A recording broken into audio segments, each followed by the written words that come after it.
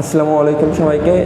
সবাই একটু কমেন্ট করে জানাও যে সাউন্ড ঠিকঠাক শোনা যাচ্ছে কিনা বা আমাকে ঠিকঠাক দেখা যাচ্ছে কিনা। আমাকে না বোর্ডটা ঠিকঠাক দেখা যাচ্ছে কিনা এটা একটু কমেন্ট করে সবাই জানাও।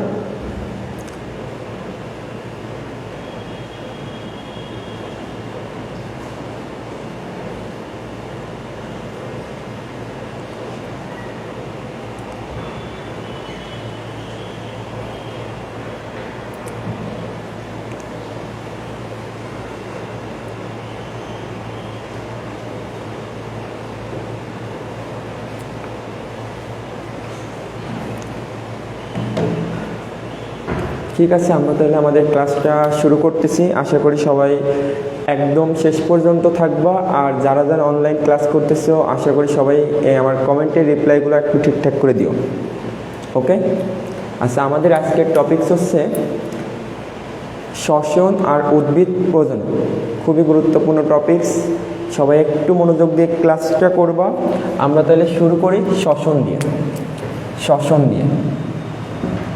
শ্বসন দিয়ে তোমরা কি কেউ বলতে পারবা শ্বসনের ক্ষেত্রে শক্তির কী ধরনের রূপান্তর ঘটে? শ্বসনের ক্ষেত্রে শক্তির কী ধরনের রূপান্তর ঘটে? আচ্ছা, আমরা শ্বসনের ক্ষেত্রে আমরা জানি অলরেডি গ্লুকোজ জারিত হয়, C6H12O6। গ্লুকোজ জারিত হয়ে কী তৈরি করে? কার্বন ডাইঅক্সাইড তৈরি করে, পানি তৈরি করে, আর হচ্ছে এটিপি তৈরি করে। যাই হোক, শ্বসনের ক্ষেত্রে শক্তির যে রূপান্তর সেই শক্তির রূপান্তর হচ্ছে স্থিতিশক্তিকে গতিশক্তিতে রূপান্তর করে। কিসে রূপান্তর করে? স্থিতিশক্তিকে গতিশক্তিতে রূপান্তর করে। তাহলে শ্বসনের ক্ষেত্রে শক্তির রূপান্তর কী ধরনের হয়? স্থিতিশক্তিকে গতিশক্তিতে রূপান্তর করে। কি বললাম? স্থিতিশক্তিকে গতিশক্তিতে রূপান্তর করে। শ্বসন মানবদেহের শ্বসন কোন অঙ্গাণুতে হয়?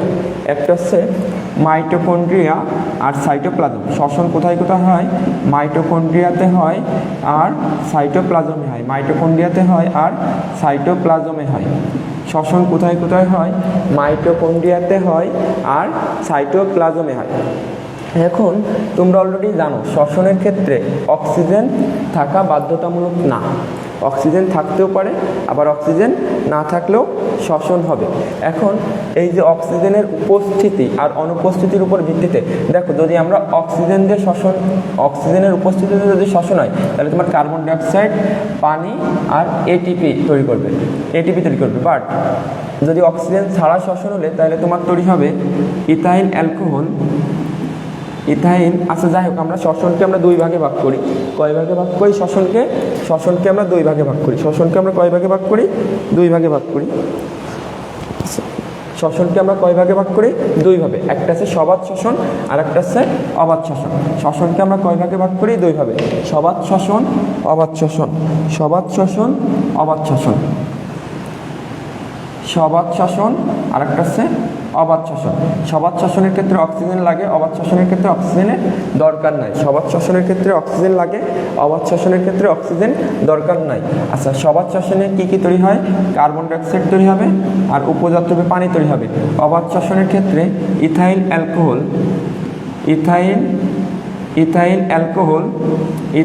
অ্যালকোহল প্লাস কার্বন ডাইঅক্সাইড অথবা শুধু ল্যাকটিক অ্যাসিড তাহলে সবাত শ্বসনে কী কী তৈরি হচ্ছে? কার্বন ডাইঅক্সাইড, পানি। অবাত শ্বসনে উপজাত রূপে কী তৈরি হবে? Ethyl alcohol plus carbon dioxide অথবা ল্যাকটিক অ্যাসিড। সবাত শ্বসনে তৈরি হয় 36 এটিপি। কত এটিপি তৈরি হবে? 36 এটিপি। অবাত শ্বসনে তৈরি হয় 2 এটিপি। অবাত শ্বসনে তৈরি হয় কত এটিপি? 2 এটিপি। সবাত শ্বসনে 36 এটিপি, অবাত শ্বসনে 2 এটিপি। সবাত শ্বসনে 36 এটিপি, অবাত শ্বসনে 2 এটিপি। সবাত শ্বসনে 4টা ধাপ আছে। কয়টা ধাপ? 4টা। গ্লাইকোলাইসিস, অ্যাসিটাইল কোয়ের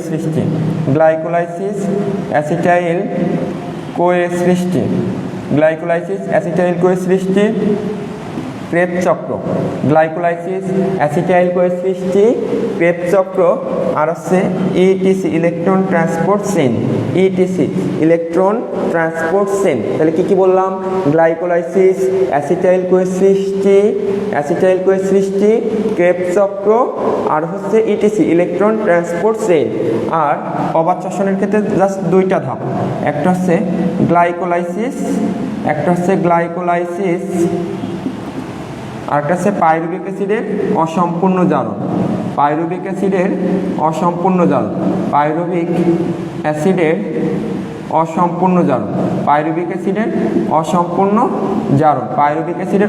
জারণ। তাইলে অবাত শ্বসনের দুইটা ধাপ, গ্লাইকোলাইসিস আর পাইরুভিক অ্যাসিডের অসম্পূর্ণ জারণ। তোমরা যদি কেউ অনলাইনে থেকে থাকো আমাকে একটু কমেন্ট করবা, সবাত শ্বসন ও অবাত শ্বসনের কমন ধাপ কোনটা? সবাত শ্বসন ও অবাত শ্বসনের কমন ধাপ কোনটা? এটা একটু কমেন্ট করে জানাও আমাকে। সবাত শ্বসন ও অবাত শ্বসনের কমন ধাপ কোনটা? আচ্ছা, তাইলে আমরা মোটামুটি শ্বসন থেকে আমাদের টুকটাক আমরা ধাপগুলো পড়লাম। এখন আমরা গ্লাইকোলাইসিস শুরু করব। কি শুরু করব? গ্লাইকোলাইসিস। তাহলে শুরু করি। গ্লাইকোলাইসিস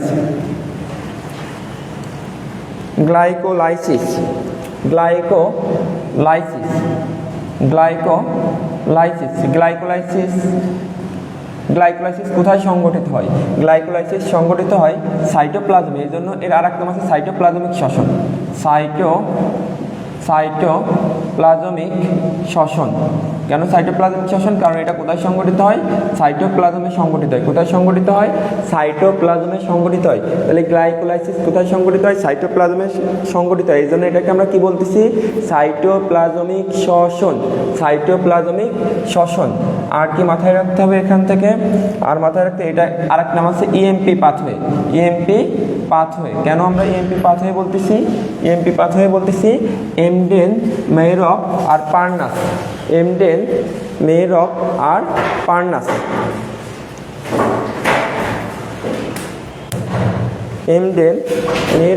আর পার্নাস। কি বললাম? এমডেন, মেয়রফ আর পার্নাস তিনজন বিজ্ঞানী এই গ্লাইকোলাইসিস আবিষ্কার করে। এই জন্য এই তিনজন বিজ্ঞানীর নাম অনুসারে এদেরকে বলতেছি আমরা ইএমপি পাথওয়ে। আর গ্লাইকোলাইসিস প্রক্রিয়ায় কি তৈরি হয়? গ্লুকোজ থেকে এক অণু গ্লুকোজ থেকে 2 অণু পাইরুভিক অ্যাসিড তৈরি হয়। কয় অণু পাইরুভিক অ্যাসিড তৈরি হয়? 2 অণু পাইরুভিক অ্যাসিড তৈরি হয়। এক অণু গ্লুকোজ থেকে 2 অণু পাইরুভিক অ্যাসিড তৈরি হয়। Glycolysis, glucose ভাঙতেছে। লাইসিস মানে কি? ভাঙন। তাহলে গ্লুকোজ ভেঙে কি তৈরি করতেছে? 2 অণু পাইরুভিক অ্যাসিড। এক অণু গ্লুকোজ থেকে 2 অণু পাইরুভিক অ্যাসিড তৈরি করতেছে। এই জন্য এটাকে আমরা বলতেছি গ্লাইকোলাইসিস। আচ্ছা, এখন আসি আমাদের কয়েকটা কথা একটু মাথায় রাখতে হবে। কি কথা আমি একটু বলতেছি, দেখো খুব সুন্দর করে একটু মাথায় রাখবা। সেটা হচ্ছে ফসফেট। এমসিকিউর জন্য লাগবে। ফসফেট যদি কম বেশি হলে মাথায় রাখবে এনজাইমের নাম হবে কাইনেজ। ফসফেট কম বেশি হলে এনজাইমের নাম কি হবে?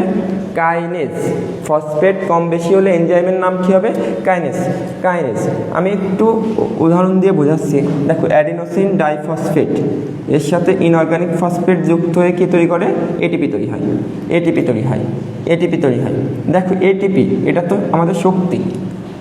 এখন শক্তি রিলেটেড যে কোনো থাকলে এনজাইম নাম হবে কি? কাইনেজ হবে। শক্তি রিলেটেড যদি কোনো কথা তোমার পরীক্ষাতে আসে তাহলে তুমি চোখ বন্ধ করে এনজাইমের নাম কি দিবা? কাইনেজ। আর NADH প্লাস H প্লাস এটা যেখানে থাকবে সেখানে এনজাইমের নাম হবে ডিহাইড্রোজিনেস। এনজাইমের নাম কি হবে? ডিহাইড্রোজিনেস। কারণ এখানে ডিহাইড্রোজিনেস মানে কি? হাইড্রোজেনের অপসারণ। তাহলে NADH প্লাস H প্লাস যদি কোথাও থাকে তাহলে এনজাইমের নাম কি হবে? ডিহাইড্রোজিনেস। আর কোথাও যদি আণবিক সংকেত একই থাকে, আণবিক সংকেত একই থাকলে এনজাইমের নাম হবে আইসোমারেজ। আণবিক সংকেত একই থাকলে এনজাইমের নাম কি হবে? আইসোমারেজ। আশা করি এই তিনটা কথা খুব সুন্দর করে মাথায় রাখবা, তাহলে দেখবা তোমাদের এনজাইমটা এখান থেকে যেহেতু এমসিকিউর জন্য এনজাইমগুলো লাগবে, এনজাইমটা খুব সুন্দর করে তোমাদের পড়া হয়ে যাবে। তাইলে তাইলে এটিপি রিলেটেড যদি কিছু থাকে বা ফসফেট কম বেশি হলে এনজাইমের নাম কী হবে? কাইনেজ।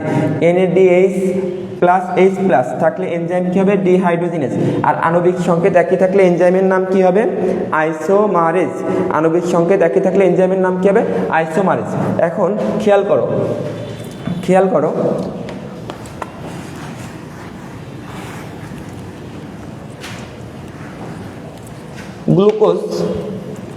গ্লুকোজ থেকে গ্লুকোজ 6 ফসফেট, গ্লুকোজ থেকে গ্লুকোজ 6 ফসফেট। আপু বলো তো, গ্লুকোজ থেকে গ্লুকোজ 6 ফসফেট, এখানে কয়টা ফসফেট আছে? না, এখানে একটা ফসফেট আছে। 6 নাম্বার কার্বনে একটা ফসফেট আছে, 6টা ফসফেট না কিন্তু। গ্লুকোজ থেকে গ্লুকোজ 6 ফসফেট, 6 নাম্বার কার্বনে একটা ফসফেট। তাহলে এই যে এক্সট্রা ফসফেট, এটা কোথা থেকে আসলো? একটু মাথা ঠান্ডা করে চিন্তা করে বলো, এটা কোথা থেকে আসলো? 6 নাম্বার কার্বনে একটা ফসফেট, তাহলে এই ফসফেটটা কোথা থেকে আসলো? অবশ্যই এটিপি খরচ হয়ে অ্যাডিনোসিন ডাইফসফেট আর ইনঅর্গানিক ফসফেট তৈরি করে, তাই তো? এই ফসফেটটা এখানে যুক্ত হয়েছে, তাই তো? তাহলে এখানে এনজাইমের নাম কী হবে বলো তো? কাইনেজ হবে। গুড, এখানে এনজাইমের নাম কী হবে? কাইনেজ। মুখস্থ করার কোনো দরকার আছে? কোনো দরকার নেই। তাইলে তুমি বুঝতেই পারছো একটা এক্সট্রা ফসফেট, এটা কোথা থেকে আসতেছে? এটিপি ভেঙে আসতেছে। তাহলে তুমি এটিপি রিলেটেড যাই থাকুক না কেন, চোখ বন্ধ করে তোমার মাথায় চলে আসবে কাইনেজ। গ্লুকোজ 6 ফসফেট থেকে ফ্রুক্টোজ 6 ফসফেট, ফ্রুক্টোজ 6 ফসফেট। দেখো গ্লুকোজেরও 6 নাম্বার কার্বনে ফসফেট আছে, আবার ফ্রুক্টোজেরও 6 নাম্বার কার্বনে ফসফেট আছে। আবার গ্লুকোজের আণবিক সংকেত আবার ফ্রুক্টোজের আণবিক সংকেত সেম। তাহলে এনজাইমের নাম কী হবে বলো? আণবিক সংকেত একই হলে এনজাইমের নাম কী হয়? আইসোমারেজ। গুড, আণবিক সংকেত একই হলে এনজাইমের নাম কী হবে? আইসোমারেজ। আচ্ছা, এবার আসি ফ্রুক্টোজ 6 ফসফেট থেকে ফ্রুক্টোজ 1,6,20 ফসফেট, ফ্রুক্টোজ 1,6,20 ফসফেট। এখন এখানে আমাকে বলো তো আপু, কি ঘটবে এখানে? ফ্রুক্টোজ 6 নাম্বার কার্বনে একটা ফসফেট আছে, তাই তো? আবার এখানে দেখো ফ্রুক্টোজ 1,6,20 ফসফেট, এর মানে কি? ফ্রুক্টোজের 1 নাম্বার কার্বনে একটা ফসফেট, 6 নাম্বার কার্বনে একটা ফসফেট, তাইলে একটা এক্সট্রা ফসফেট এটিপি ভেঙে আসবে না? এটিপি খরচে অ্যাডিনোসিন ডাইফসফেট তৈরি হবে। তাইলে এখানে এনজাইমের নাম কী হবে? কাইনেজ হবে। গুড, এখানে এনজাইমের নাম কী হবে? কাইনেজ। তাহলে বুঝতেই পারতেছো জিনিসটা সহজ। ফ্রুক্টোজ 1,6,20 ফসফেট, এটা ভেঙে যায় কি তৈরি করে বলো তো? Glyceraldehyde 3 phosphate, glyceraldehyde 3 phosphate, glyceraldehyde 3 phosphate. আর গ্লিসারালডিহাইড 3 ফসফেট কারণ গ্লিসারালডিহাইড 3 কার্বন বিশিষ্ট। তুমি জানো ফ্রুক্টোজ 6 কার্বন বিশিষ্ট, ভেঙে তৈরি করে 3 কার্বন। তাহলে গ্লিসারালডিহাইড 3 ফসফেট আর dihydroxyacetone 3 phosphate, dihydroxyacetone 3 phosphate. এখানে এনজাইমের নাম হবে অ্যালডোলেজ। এনজাইমের নাম কি হবে? অ্যালডোলেজ। এনজাইমের নাম কি হবে? অ্যালডোলেজ। তাহলে ফ্রুক্টোজ 1,6,20 ফসফেট ভেঙে কি তৈরি করতেছে? গ্লিসারালডিহাইড 3 ফসফেট আর ডাইহাইড্রোক্সি অ্যাসিটোন 3 ফসফেট। এনজাইমের নাম কি হবে? অ্যালডোলেজ। এখন খেয়াল করো, তোমরা জৈব রসায়নের ক্ষেত্রে অলরেডি পড়ছো যে অ্যালডিহাইড মূলক থেকে অ্যাসিড মূলক তৈরি হয় না? তোমরা এরকম একটা সিরিয়াল শিখছো, এইচ থেকে OH থেকে CHO, তারপরে অ্যাসিড। এখন খেয়াল করো, OH থেকে CHO, এটা জারণ বিজারণ বিক্রিয়া। অবশ্যই এই দুটার রূপান্তর কি? অবশ্যই জারণ বিজারণ বিক্রিয়া। তাহলে OH থেকে যদি CHO তৈরি হয়, CHO থেকে COOH তৈরি হবে। আমার কথা বোঝা গেছে? তাহলে এটা অবশ্যই জারণ বিজারণ বিক্রিয়া। তাহলে এইখানে অ্যালডিহাইড থেকে যদি অ্যাসিড তৈরি হয়, তাহলে এটা কি জারণ বিক্রিয়া না? কারণ জারণে কি যুক্ত হয়? অক্সিজেন যুক্ত হয় আর হাইড্রোজেন অপসারিত হয়। হাইড্রোজেন অপসারণ হলে ওই বিক্রিয়ার নাম কি বলতো? ওই বিক্রিয়ার এনজাইম কি হবে? ডিহাইড্রোজিনেজ। একটু আগে আমি বলছিলাম হাইড্রোজেন অপসারণ হলে ওখানকার এনজাইমের নাম কি হবে? ডিহাইড্রোজিনেজ। তাহলে গ্লিসারালডিহাইড থেকে তৈরি হবে। দেখো জিনিসটা সহজ। Fructose 1,6,20 phosphate. আমার কথা বোঝা গেছে? ফ্রুক্টোজে কয়টা ফসফেট ছিল? একটা ফসফেট ছিল। হয়েছে কয়টা ফসফেট? 2টা ফসফেট। এর কিন্তু দেখো 2টা বুক, এখন একটা হাজবেন্ডে যদি দুইটা বউ থাকে, ওই ফ্যামিলি কি শান্তি থাকে? শান্তি থাকে না। এই জন্য কী হয় দেখো তো, ভেঙে যাচ্ছে। অ্যালডোলিজ এনজাইমের ক্রিয়ায় ভেঙে যাচ্ছে, ভেঙে যায় মানে আলাদা হয়ে গেছে। একটা গ্লিসারলডিহাইড 3 ফসফেট আর একটা ডাইহাইড্রোক্সি অ্যাসিটোন 3 ফসফেট। দেখো গ্লিসারলডিহাইড 3 ফসফেট, এখন ওই সংসার ভেঙে গেলে ওই সংসার কি আর কখনো সুখ শান্তি আসবে? বা তখন কি এলোমেলো হয়ে যাবে না? আচ্ছা, এখন এখানে তো গ্লিসারলডিহাইড 3 ফসফেট, একটা ফসফেট আছে, এ কয়টা ফসফেট নেবে? আরও আর একটা ফসফেট নেবে এক্সট্রা। আমার কথা বুঝছো? এখানে তৈরি হবে ফসফোগ্লিসারিক অ্যাসিড 1,3,1,3,20 ফসফোগ্লিসারিক অ্যাসিড। কী তৈরি করবে? 1,3,20 ফসফোগ্লিসারিক অ্যাসিড। ওই যে গ্লিসারলডিহাইড থেকে কী তৈরি হচ্ছে? গ্লিসারিক অ্যাসিড তৈরি হচ্ছে। গ্লিসারলডিহাইড থেকে কী তৈরি হবে? Glyceric acid. আর দুইটা ফসফেট যুক্ত হবে, 1 নম্বর কার্বনে একটা ফসফেট, 3 নম্বর কার্বনে একটা ফসফেট, 1,3,20 ফসফোগ্লিসারিক অ্যাসিড। তাহলে তোমার এখানে অবশ্যই কী তৈরি হবে বলো তো? এই যে এনএডিপি থেকে কী তৈরি হবে? এনএডি থেকে কী তৈরি হবে? NADH+ তৈরি হবে। আমার কথা বুঝছো? NADH+H+ তৈরি হবে।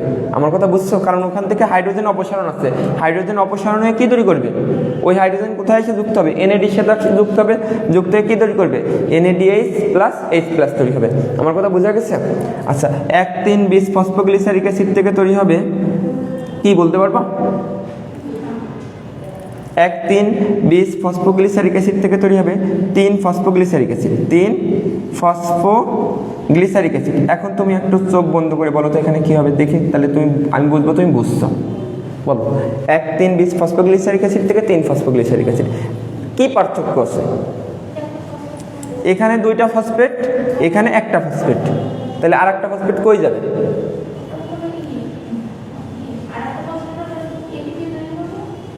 এটিপি তৈরি করবে। গুড, মানে অ্যাডিনোসিন ডাইফসফেট এর সাথে আর একটা ইনঅর্গানিক ফসফেট যুক্ত হয়ে কী তৈরি করবে? এটিপি তৈরি করবে। তাহলে এনজাইমের নাম কী হবে? কাইনেজ। গুড, এনজাইমের নাম কী হবে? কাইনেজ। এনজাইমের নাম কী হবে? কাইনেজ। আমার কথা বোঝা গেছে? তাহলে 1,3,20 ফসফোগ্লিসারিক অ্যাসিড থেকে 3 ফসফোগ্লিসারিক অ্যাসিড, এনজাইমের নাম কী হবে? কাইনেজ। আচ্ছা, 3 ফসফোগ্লিসারিক অ্যাসিড থেকে 2 ফসফোগ্লিসারিক অ্যাসিড, তুমি একটু খেয়াল করে দেখো, গ্লিসারিক অ্যাসিডের 3 নম্বর কার্বনিক ফসফেট, আর এখানে গ্লিসারিক অ্যাসিডের কয় নম্বর কার্বনিক ফসফেট? 2 নম্বর কার্বনিক ফসফেট। এখানে স্ট্রাকচার পরিবর্তন হয়ে গেছে না? গঠনটা পরিবর্তন হয়ে গেছে না? গঠন যখন পরিবর্তন হয়ে যায়, স্ট্রাকচার যখন পরিবর্তন হয়ে যায়, তখন সেটাকে আমরা বলি মিউটেশন। তাহলে এনজাইমের নাম কি হবে? মিউটেজ। এনজাইমের নাম কি হবে? মিউটেজ। এনজাইমের নাম কি হবে? মিউটেজ। এনজাইমের নাম কি হবে? মিউটেজ। আমার কথা বোঝা গেছে? ক্লিয়ার আছে এতটুকু? এবার দেখো 2 ফসফোগ্লিসারিক অ্যাসিড থেকে তৈরি হবে phosphoenolpyruvic acid. Phosphoenolpyruvic acid. Enol কথাটা আছে না? ইনোল দিয়ে মাথায় রাখবা, ইনোলেজ এনজাইম। তাহলে 2 ফসফোগ্লিসারিক অ্যাসিড থেকে ফসফোইনোল পাইরুভিক অ্যাসিড, এনজাইমের নাম কি? ইনোলেজ। এনজাইমের নাম কি? ইনোলেজ। ইনোল দিয়ে মনে রাখবা, ইনোলেজ এনজাইম। ক্লিয়ার হচ্ছে এতটুকু? ফসফোইনোল পাইরুভিক অ্যাসিড থেকে pyruvic acid. Phosphoenolpyruvic acid থেকে কি অ্যাসিড? Pyruvic acid. এখানে ফসফেট আছে, এখানে কি কোনো ফসফেট আছে? ফসফেট নাই। তাহলে এখানেও তোমার ফসফেট মুক্ত হয়েছে, মুক্ত হয়ে কী তৈরি করবে? অ্যাডিনোসিন ডাইফসফেটের সাথে যুক্ত হয়ে কী তৈরি করবে? এটিপি তৈরি করবে, তাই তো? এটিপি তৈরি করবে। ক্লিয়ার আছে এতটুকু? দেখো পুরাটাতে কয়টা এটিপি খরচ হয়েছে একটু খেয়াল করে দেখো তো। এটিপি খরচ হয়েছে কয়টা? এখানে একটা এটিপি খরচ হয়েছে, এখানে একটা এটিপি খরচ হয়েছে। তাহলে গ্লাইকোলাইসিসে এটিপি খরচ হয় কয় অণু? 2 অণু এটিপি আমি মাইনাস দিলাম, 2 অণু এটিপি খরচ হয়। আমার কথা ক্লিয়ার? এবার খেয়াল করো, এইখান থেকে এইভাবে যখন আসতেছে তখন NADH H+H+ 1 অণু তৈরি হয়। এটিপি তৈরি হয় কয় অণু? 1 অণু, 2 অণু, তাই তো? আবার তুমি যখন এইটাতে কনভার্ট হবে, আবার আর একটা চক্র সম্পূর্ণ করবে, তাই তো? তাইলে NADH+H+ কয় অণু তৈরি হচ্ছে? 2 অণু তৈরি হবে, তাই তো? তাহলে প্লাস 2 অণু, NADH+H+ তৈরি হচ্ছে 2 অণু। আর এটিপি তৈরি হচ্ছে কয় অণু দেখো তো? 4 অণু এটিপি খরচ হচ্ছে, 4 অণু এটিপি খরচ হচ্ছে। তাহলে নিট এটিপি কয় অণু হয় বলো তো? নিট এটিপি কয় অণু হয়? 2 অণু হয়। তাহলে যদি পরীক্ষাতে আসে গ্লাইকোলাইসিসে নিট এটিপি বা মোট এটিপি তৈরি হচ্ছে কয় অণু? 2 অণু। আর কয় অণু NADH2 তৈরি হচ্ছে? 2 অণু তৈরি হচ্ছে। আমার কথা বোঝা যাচ্ছে? কয় অণু NADH2 তৈরি হচ্ছে? 2 অণু। মাথায় রাখবা, একটু পরে কিন্তু ধরবো আমি। তাহলে গ্লাইকোলাইসিসে এটিপি খরচ হয় 2 অণু, তৈরি হয় 4 অণু। তাহলে নিট এটিপি কত হচ্ছে? 2 অণু। আর কয় অণু NADH2 তৈরি হচ্ছে? 2 অণু। ওকে, আমাদের তাহলে গ্লাইকোলাইসিস আশা করি সবাই বুঝতে পারছো। তোমাদের একটা কমেন্ট করতে বলছিলাম যে সবাত শ্বসন ও অবাত শ্বসনের কমন ধাপ কোনটা? বলো, সবাত শ্বসন ও অবাত শ্বসনের কমন ধাপ কোনটা বলতে পারবা? গ্লাইকোলাইসিস। সবাত শ্বসন ও অবাত শ্বসনের কমন ধাপ কোনটা? গ্লাইকোলাইসিস। আচ্ছা, এরপরে আমরা 2 নাম্বার ধাপে যাব। 2 নাম্বার ধাপটা হচ্ছে অ্যাসিটাইল কোয়ে সৃষ্টি। 2 নাম্বার ধাপ কি? অ্যাসিটাইল কোয়ে সৃষ্টি। অ্যাসিটাইল কোয়ে সৃষ্টি। তোমরা যারা অনলাইনে আছো তারা একটু চাইলে কমেন্ট করতে পারো যে গ্লাইকোলাইসিস কোথায় সংগঠিত হয়? গ্লাইকোলাইসিস কোথায় সংগঠিত হয়? গ্লাইকোলাইসিস কোথায় সংগঠিত হয়? তাহলে এবার আসি আমরা অ্যাসিটাইল কোয়ে সৃষ্টি। অ্যাসিটাইল কোয়ে সৃষ্টি। অ্যাসিটাইল কোয়ে সৃষ্টি। দেখো আমাদের তৈরি হয়েছে কয় অণু পাইরুভিক অ্যাসিড? গ্লাইকোলাইসিস প্রক্রিয়ায় 2 অণু পাইরুভিক অ্যাসিড তৈরি হয়েছে।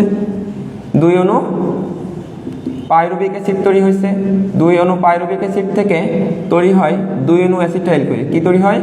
2 অণু অ্যাসিটাইল কোয়ে। এখানে সব দেখবে 2 অণু করে তৈরি হবে। 2 অণু পাইরুভিক অ্যাসিড থেকে তৈরি হয় 2 অণু অ্যাসিটাইল কোয়ে। এখান থেকে এই 2 অণু পাইরুভিক অ্যাসিড থেকে কার্বন ডাইঅক্সাইড বেরোয় যায়। মানে এই পাইরুভিক অ্যাসিড আছে তোমার 3 কার্বন বিশিষ্ট, আর এই অ্যাসিটাইল কোয়ে আছে 2 কার্বন বিশিষ্ট। তাহলে একটা কার্বন কি বেরোয় যাচ্ছে না? তাহলে এখানে মাথায় রাখবা 2 অণু কার্বন ডাইঅক্সাইড বেরোয় যায়। কয় অণু কার্বন ডাইঅক্সাইড? 2 অণু কার্বন ডাইঅক্সাইড। আর 2 অণু NADH প্লাস H প্লাস তৈরি হয়। তাহলে 2 অণু পাইরুভিক অ্যাসিড থেকে কি কি তৈরি হয়? খুব সুন্দর করে মাথায় রাখতে হবে। 2 অণু অ্যাসিটাইল কোয়ে, 2 অণু কার্বন ডাইঅক্সাইড, 2 অণু NADH প্লাস H প্লাস। এটা কিন্তু এমসিকিউতে আসতে পারে, খুবই গুরুত্বপূর্ণ যে অ্যাসিটাইল কোয়ে 2 অণু পাইরুভিক অ্যাসিড থেকে অ্যাসিটাইল কোয়ে সৃষ্টির সময় উপজাত রূপে কি কি তৈরি হয়? অপশনে ওলটপালট করে দেবে, carbon dioxide plus ATP plus NADH2 বা এরকম ওলটপালট করে দেবে। একটু খেয়াল রাখবে, carbon dioxide plus NADH2, carbon dioxide plus NADH2, carbon dioxide plus NADH2। তাহলে 2 অণু পাইরুভিক অ্যাসিড থেকে কি কি তৈরি হয়? 2 অণু অ্যাসিটাইল কোয়ে, 2 অণু কার্বন ডাইঅক্সাইড, 2 অণু NADH প্লাস H প্লাস। আচ্ছা, একজন মেবি কমেন্ট করছে নাবিদ হাসান, অসংখ্য ধন্যবাদ ভাইয়া। হ্যাঁ, সাইটোপ্লাজম হবে, সাইটোপ্লাজম হবে। আচ্ছা ঠিক আছে, তাহলে আমরা কি কি বললাম? 2 অণু পাইরুভিক অ্যাসিড থেকে কি কি তৈরি হয়? 2 অণু অ্যাসিটাইল কোয়ে, 2 অণু কার্বন ডাইঅক্সাইড আর 2 অণু NADH প্লাস H প্লাস। এখন দেখো এই যে অ্যাসিটাইল কোয়ে, এই যে অ্যাসিটাইল কোয়ে সৃষ্টি, এটা হয় কোষের কোথায় হয় বলতে পারবা? অ্যাসিটাইল কোয়ে সৃষ্টি মাইটোকন্ড্রিয়াল ম্যাট্রিক্স হয়, মামাতে হয়, বুঝছো? মাইটোকন্ড্রিয়াল ম্যাট্রিক্স হয়। কোথায় হয়? মাইটোকন্ড্রিয়াল ম্যাট্রিক্স হয়। আমার কথা বোঝা গেছে? কোথায় হয়? মাইটোকন্ড্রিয়াল ম্যাট্রিক্স হয়। এখন খেয়াল করো, মাইটোকন্ড্রিয়াল ম্যাট্রিক্সে 2 অণু অ্যাসিটাইল কোয়ে সৃষ্টি হলো। এই 2 অণু অ্যাসিটাইল কোয়ে এখানে মাইটোকন্ড্রিয়াল ম্যাট্রিক্সে একটা চক্র সম্পন্ন করবে, একটা চক্র সম্পন্ন করবে। সেই চক্রকে আমরা কি বলি বলো তো? 2 অণু অ্যাসিটাইল কোয়ে এটা মাইটোকন্ড্রিয়াল ম্যাট্রিক্সে 2 অণু পাইরুভিক অ্যাসিড থেকে 2 অণু অ্যাসিটাইল কোয়ে সৃষ্টি হলো। 2 অণু অ্যাসিটাইল কোয়ে মাইটোকন্ড্রিয়াল ম্যাট্রিক্সের মধ্যে একটা চক্র সম্পন্ন করে। সেই চক্রকে আমরা কি বলি? ক্রেবস চক্র। ক্রেবস চক্র, ক্রেবস চক্র। আমার কথা বোঝা গেছে? তাহলে তোমার পরীক্ষাতে যদি আসে অ্যাসিটাইল কোয়ে আর ক্রেবস চক্রের মধ্যে সংযোগকারী রাসায়নিক উপাদান কোনটা? অ্যাসিটাইল কোয়ে আর ক্রেবস চক্রের মধ্যে সংযোগকারী রাসায়নিক উপাদান কোনটা? সরি, গ্লাইকোলাইসিস আর ক্রেবস চক্রের মধ্যে সংযোগকারী রাসায়নিক উপাদান কোনটা? হ্যাঁ, মানে তোমার গ্লাইকোলাইসিস আর ক্রেবস চক্রের মধ্যে সংযোগকারী রাসায়নিক উপাদান কোনটা?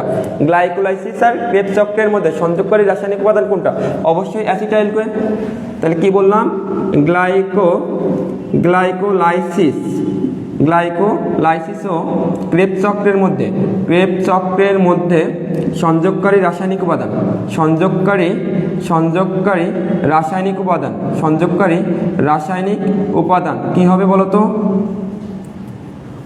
গ্লাইকোলাইসিস ও ক্রেবস চক্রের মধ্যে সংযোগকারী রাসায়নিক উপাদান কোনটা? Acetyl CoA. গ্লাইকোলাইসিস ও ক্রেবস চক্রের মধ্যে সংযোগকারী রাসায়নিক উপাদান কোনটা? Acetyl CoA. ক্লিয়ার?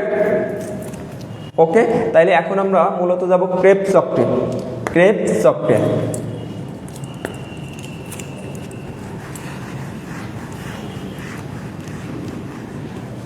ক্রেবস চক্রে, ক্রেবস চক্র। এখন খুব সুন্দর করে খেয়াল করো, আমরা বলছিলাম মাইটোকন্ড্রিয়াল ম্যাট্রিক্সে কি তৈরি হয়? অ্যাসিটাইল কোয়ে, তাই তো?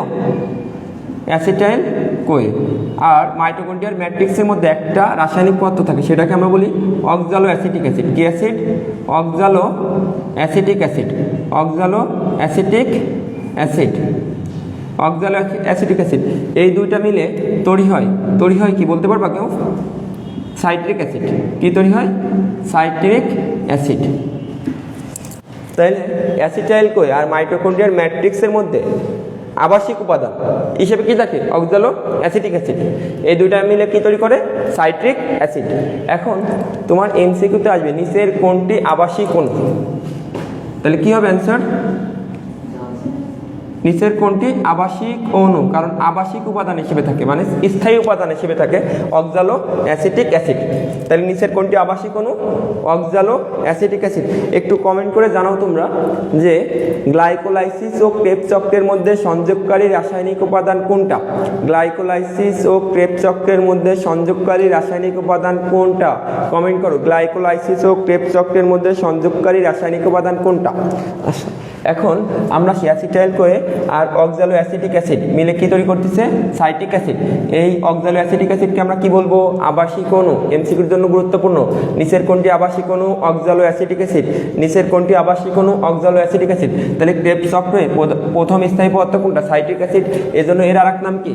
সাইট্রিক অ্যাসিড চক্র। এর আরেক নাম কি? সাইট্রিক অ্যাসিড চক্র। সাইট্রিক অ্যাসিডের মধ্যে কয়টা COOH মূলক থাকে বলতে পারবা? সাইট্রিক অ্যাসিডের মধ্যে কয়টা COOH মূলক থাকে? 3টা। এই জন্য এটাকে বলা হয় TCA cycle. TCA cycle, tricarboxylic acid.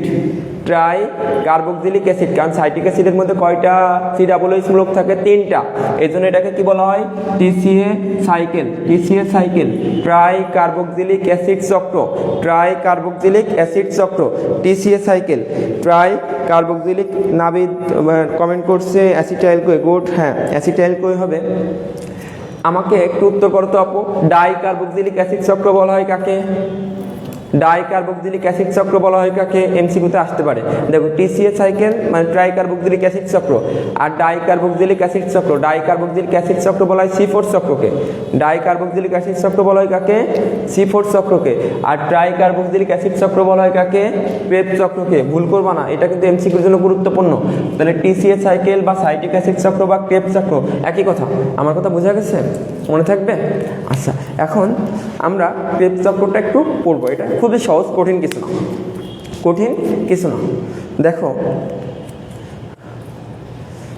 এখানে তো কোনো ছেলে নাই, ছেলে থাকলে তো গল্প বানানো যাইতো, ঠিক আছে? আচ্ছা, যাই হোক, আমরা গল্প করা মূল উদ্দেশ্য না। মনে করো একটা ছেলের XGF এর নাম আছে সুইটি। XGF এর নাম কি? সুইটি। এখন যে কোনো এক্স এর প্রতি তো মানুষের রাগ ক্ষোভ এটা একটু বেশি থাকে, তাই তো? এবং তাকে দিয়ে যত রকম খারাপ কাজ করানো যায়, ঠিক আছে? এখন যে XGF এর নাম কি বললাম আমি? সুইটি। আমার কথা বোঝা গেছে?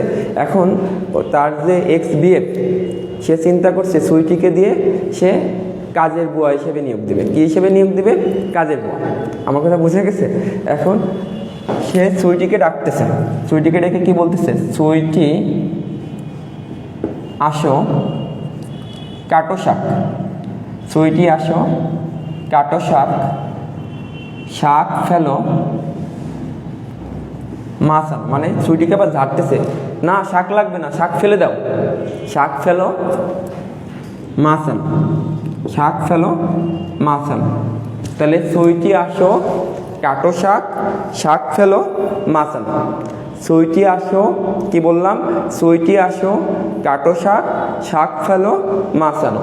তাহলে এটা তো খুবই সহজ একটা জিনিস। তাহলে আমরা ক্রেবস চক্রে যাই। সুইটি আসো কাটো শাক, শাক ফেলো মাছ আনো। তাহলে সুইটি দিয়ে কি? Citric acid. আসো দিয়ে আইসোসাইট্রিক অ্যাসিড। আসো দিয়ে কি মনে রাখবা? আইসোসাইট্রিক অ্যাসিড। আইসোসাইট্রিক অ্যাসিড। কাটো দিয়ে আলফা কিটো গ্লুটারিক অ্যাসিড। কাটোতে কি মনে রাখবা? আলফা কিটো গ্লুটারিক অ্যাসিড, আলফা কিটো গ্লুটারিক অ্যাসিড। শাকে succinyl CoA, succinyl CoA, succinyl CoA. শাকে সাকসিনিক অ্যাসিড। ফেলো দিয়ে ফিউমারিক অ্যাসিড, ফেলো দিয়ে কি? Fumaric acid, fumaric acid. মাসে ম্যালিক অ্যাসিড, মাসে ম্যালিক অ্যাসিড। আর আনোদে অক্সালো অ্যাসিটিক অ্যাসিড, আনোদে কি? অক্সালো অ্যাসিটিক অ্যাসিড। যারা অনলাইনে আছে একটু কমেন্ট করো তো, নিচের কোনটি আবাসিক অণু? কমেন্ট করো নিচের কোনটি আবাসিক অণু। অনলাইনে যারা আছে একটু কমেন্ট করো নিচের কোনটি আবাসিক অণু। তাইলে আমরা কি বললাম? ছয়টি আসো, কাটো শাক, শাক ফেলো, মাছ আনো। অ্যাসিটাইল কোয়ে আর অক্সালো অ্যাসিটিক মিলে কি তৈরি করে? সাইট্রিক অ্যাসিড, সাইট্রিক অ্যাসিড, তাই তো? এই যে সুইটিতে সাইট্রিক অ্যাসিড, আসো দিয়ে আইসোসাইটিক অ্যাসিড, কাটো দিয়ে আলফা কিটো গ্লুটারিক অ্যাসিড। শাকে সাকসিনাইল কোয়ে, শাকে সাকসিনিক অ্যাসিড। ফেলো দিয়ে ফিউমারিক অ্যাসিড, মাসে ম্যালিক অ্যাসিড, আনোদে অক্সালো অ্যাসিটিক অ্যাসিড। আনোদে কি হবে? Oxaloacetic acid. আচ্ছা, তোমাদের একটা জিনিস আমি বলতে ভুলে গেছি, গ্লাইকোলাইসিসের ক্ষেত্রে অ্যালোস্টেরিক এনজাইম, গ্লাইকোলাইসিসের ক্ষেত্রে অ্যালোস্টেরিক এনজাইম। কার ক্ষেত্রে? গ্লাইকোলাইসিসের ক্ষেত্রে। গ্লাইকোলাইসিসের ক্ষেত্রে অ্যালোস্টেরিক এনজাইম। অ্যালোস্টেরিক এনজাইম মানে যে এনজাইমটা আছে ওই চক্র নিয়ন্ত্রণ করে, নিয়ন্ত্রককারী এনজাইম। তাহলে গ্লাইকোলাইসিসের ক্ষেত্রে অ্যালোস্টেরিক এনজাইম কোনটা? গ্লাইকোলাইসিসের ক্ষেত্রে allosteric enzyme, allosteric enzyme, allosteric enzyme এটা হচ্ছে ফসফোফ্রুক্টোকাইনেজ। গ্লাইকোলাইসিসের অ্যালোস্টেরিক এনজাইম কোনটা? ফসফোফ্রুক্টোকাইনেজ, ফসফোফ্রুক্টোকাইনেজ। গ্লাইকোলাইসিসের অ্যালোস্টেরিক এনজাইম কোনটা? ফসফোফ্রুক্টোকাইনেজ। গ্লাইকোলাইসিসের ক্ষেত্রে অ্যালোস্টেরিক এনজাইম কোনটা? ফসফোফ্রুক্টোকাইনেজ। আচ্ছা, এবার আমরা এখান থেকে এনজাইমের নামগুলো একটু পড়ব। দেখো, সাইট্রিক অ্যাসিড থেকে আইসোসাইটিক অ্যাসিড।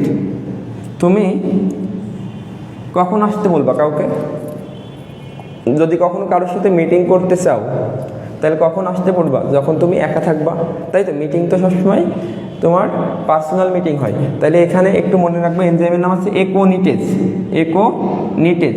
তাহলে সাইট্রিক অ্যাসিড থেকে আইসোসাইটিক অ্যাসিড এনজাইমের নাম কি? একোনিটেজ। সাইট্রিক অ্যাসিড থেকে আইসোসাইটিক অ্যাসিডের নাম, এনজাইমের নাম কি হবে? একোনিটেজ। এখান থেকে জাস্ট এনজাইমের নামগুলো পড়তে হবে। আমার কথা বুঝে গেছে? এনজাইমের নামগুলো পড়তে হবে এমসিকিউর জন্য। এখন বাদ বাকি এনজাইমগুলো আমরা পড়বো হচ্ছে বিক্রিয়কের নাম অনুসারে। আইসোসাইটিক অ্যাসিড থেকে আলফা কিটো গ্লুটারিক অ্যাসিড এনজাইমের নাম কি? আইসোসাইট্রেট ডিহাইড্রোজিনেস। এনজাইমের নাম কি হবে? আইসোসাইট্রেট ডিহাইড্রোজিনেস, আইসোসাইট্রেট ডিহাইড্রোজিনেস। যদি কোথাও ডিহাইড্রোজিনেস থাকে তাহলে ওইটা ওখান থেকে কি অপসারণ হবে? হাইড্রোজেন অপসারণ হবে। হাইড্রোজেন অপসারণ হলে হাইড্রোজেন কোথায় যাবে? NADর সাথে যুক্ত হবে, যুক্ত হয়ে কি তৈরি করবে? NADH2 তৈরি করবে, তাই তো? এখান থেকে হাইড্রোজেন অপসারণ হচ্ছে, অপসারণ হয়ে NADর সাথে যুক্ত হবে, হয়ে কি তৈরি করবে? NADH2। দেখো, আলফা কিটো গ্লুটারিক অ্যাসিড থেকে সাকসিনাইল কোয়ে, তাহলে আলফা কিটো গ্লুটারেট ডিহাইড্রোজিনেস। দেখো বিক্রিয়কের নামের সাথে মিল আছে না? তাহলে আলফা কিটো গ্লুটারেট ডিহাইড্রোজিনেস, আলফা কিটো গ্লুটারেট ডিহাইড্রোজিনেস। এখানেও তোমার হাইড্রোজেন অপসারণ হচ্ছে, যেহেতু ডিহাইড্রোজিনেস মানে হাইড্রোজেন অপসারণ। হাইড্রোজেন অপসারণ হয়ে কোথায় যুক্ত হবে? NADর সাথে যুক্ত হবে, যুক্ত হয়ে কি তৈরি করবে? NADH2 তৈরি করবে। ওকে, সাকসিনাইল কোয়ে থেকে succinic acid, succinyl Koi synthetase, succinyl Koi synthetase. এনজাইমের নাম কি হবে? Succinyl Koi synthetase. কি সিনথেসিস হয় বলো তো? ATP সিনথেসিস হয়। কি সিনথেসিস হয়? ATP সিনথেসিস হয়। তাহলে এখানে মনে রাখবা অ্যাডিনোসিন ডাইফসফেট থেকে কি তৈরি হবে? ATP তৈরি হবে। কি তৈরি হবে? ATP। তাহলে সাকসিনাইল কোয়ে সিনথেটেজ এনজাইমের নাম। কি সিনথেসিস হবে? ATP সিনথেসিস হবে। এভাবে মনে রাখতে হবে। কি সিনথেসিস হবে? ATP সিনথেসিস হবে। এবার আসি সাকসিনিক অ্যাসিড থেকে ফিউমারিক অ্যাসিড। দেখো ফিউমারিক অ্যাসিড, এফ কথাটা আছে না? এফ, এফ দিয়ে মনে রাখবা, এফ দিয়ে মনে রাখবা FADH2। এখানে FAD থেকে কি তৈরি হবে? FADH2। এখানে কিন্তু NADH2 তৈরি হবে না, কি তৈরি হবে? FADH2, ফিউমারিক অ্যাসিড, এফ আছে। আমার কথা বুঝছো? আর এনজাইমের নাম কি হবে? Succinate dehydrogenase. যেহেতু হাইড্রোজেন অপসারণ হচ্ছে, ডিহাইড্রোজিনেস, সাকসিনেট ডিহাইড্রোজিনেস।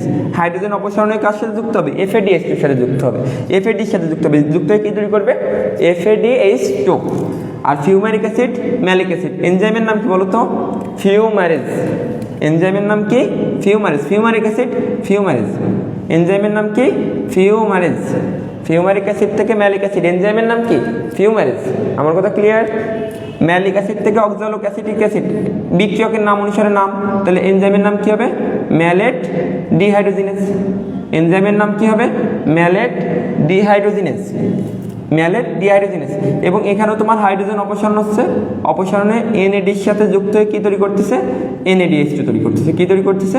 NADH2 তৈরি করতেছে, NADH2 তৈরি করতেছে, NADH2 তৈরি করতেছে। তাইলে আমরা এইভাবে খুব সুন্দর করে জিনিসটা মাথায় রাখবো, সইটি আসো, কাটো শাক, শাক ফেলো, মাছ আনো। এখন তুমি খেয়াল করো, আমাদের 2 অণু পাইরুভিক অ্যাসিড থেকে কয় অণু অ্যাসিটাইল কই তৈরি হয়েছিল? 2 অণু। 2 অণু অ্যাসিটাইল কই থেকে, মানে এই চক্রটা 2 বার সম্পূর্ণ হবে, তাই তো? 2 অণু অ্যাসিটাইল কই থেকে? NADH2 তৈরি হবে 2 অণু। তাহলে এখানে 2 অণু NADH2, এখানে কয় অণু NADH2? 2 অণু। তাহলে কত হলো? 4 অণু। আর এখানে কয় অণু NADH2? 2 অণু। তাহলে NADH2 তৈরি হয় কয় অণু? 6 অণু NADH2 তৈরি হয়, তাই তো? কয় অণু NADH2 তৈরি হবে? এখানে 6 অণু তৈরি হবে। আমার কথা ক্লিয়ার? আচ্ছা, এরপরে তুমি খেয়াল করো, খুব মনোযোগ দিয়ে খেয়াল করো, এখানে ATP হবে কয় অণু বলো তো? 2 অণু ATP হবে। কয় অণু ATP হবে? 2 অণু। কয় অণু FADH2 হবে? 2 অণু হবে। 2 অণু FADH2 হবে। আমার কথা বুঝছো? তাহলে ক্রেবস চক্রে কি কি তৈরি হয়? 6 অণু NADH2, 2 অণু ATP, 2 অণু FADH2, 2 অণু FADH2। আচ্ছা, ক্লিয়ার আছে এতটুকু? এটাও কোথায় সম্পন্ন হয়? এই ক্রেবস চক্র মাইটোকন্ড্রিয়ার ম্যাট্রিক্সে সম্পন্ন হয়। আচ্ছা, এখন গ্লাইকোলাইসিস হয় সাইটোপ্লাজমে। আদিকোষে কি সাইটোপ্লাজম আছে? অবশ্যই আদিকোষে সাইটোপ্লাজম আছে। তাহলে আদিকোষের ক্ষেত্রেও এটা কোথায় সংঘটিত হবে? সাইটোপ্লাজমে। পাইরুভিক অ্যাসিডের জারণ, সম্পূর্ণ জারণ বা অ্যাসিটাইল কোষ সৃষ্টি, এটা কোথায় হয়? মাইটোকন্ড্রিয়ার ম্যাট্রিক্সে। আদিকোষে কি মাইটোকন্ড্রিয়া আছে? তাহলে আদিকোষে কোথায় সংঘটিত হবে? অবশ্যই সাইটোপ্লাজমে। আবার ক্রেবস চক্র, ক্রেবস চক্র এটাও সম্পূর্ণ হয় কোথায়? মাইটোকন্ড্রিয়ার ম্যাট্রিক্সে। প্রকৃত কোষের ক্ষেত্রে আদিকোষে কি মাইটোকন্ড্রিয়া আছে? নাই। তাহলে এটা কোথায় সংঘটিত হবে? সাইটোপ্লাজমে। এখন আমরা কিন্তু দেখো ATPর সাথে এই যে NADH2 পাইছি, FADH2 পাইছি, এগুলো মনে করো একটা ব্যাংকের চেক। ব্যাংকের বিভিন্ন চেক বই থাকে না, চেক বই। এখন তোমাকে যদি আমি এখন 1 লাখ টাকার একটা চেক দিয়ে বললাম তুমি বাজার করে নিয়ে আসো, তুমি কি দোকানে যাই ওই চেক জমা দিয়ে কি বাজার করতে পারবা? দোকানদার তোমার চেক নিবে? নিবে না। তাহলে তোমাকে এটা কোথায় যেতে হবে? ব্যাংকে যেয়ে চেকটাকে ভাঙাইতে হবে, তারপরে তোমার টাকা কালেক্ট করে ওটা নিয়ে তোমার বাজার করতে হবে। আমার কথা বোঝাচ্ছে? তাইলে এই যে NADH2, FADH2 এগুলো আসছে তোমার চেক। তাহলে এগুলো আমরা ভাঙাবো কোথায় যেয়ে ভাঙাবো বলো তো? ETC-তে, electron transport chain, electron transport chain. আর আমি জানি এই টপিকের সাথে তোমাদের সবারই সমস্যা আছে, ইলেকট্রন ট্রান্সপোর্ট চেইন। এবং এটা কিন্তু খুব বেশি কঠিন কিছু না, এটা রিটেনের জন্য কেউ পড়বা না, এটা জাস্ট MCQর জন্য পড়বা, MCQর জন্য পড়বা। ETC, electron transport chain, ETC, electron transport chain. আচ্ছা, এটা পড়ানোর আগে আমরা একটু ATPর হিসাবটা একটু করে আসি, ATPর হিসাবটা একটু করে আসি। প্রথমে আসি আমরা গ্লাইকোলাইসিস। গ্লাইকোলাইসিস একটু মনোযোগ দাও। গ্লাইকোলাইসিস, তারপরে আসছে ক্রেবস চক্র, তারপরে গ্লাইকোলাইসিস থেকে আসছে তোমার অ্যাসিটাইল কোয়ে, অ্যাসিটাইল কোয়ে, তারপরে আসছে ক্রেবস চক্র। আচ্ছা, গ্লাইকোলাইসিসে আমাদের ATP তৈরি হয়েছিল কয়টা বলো তো?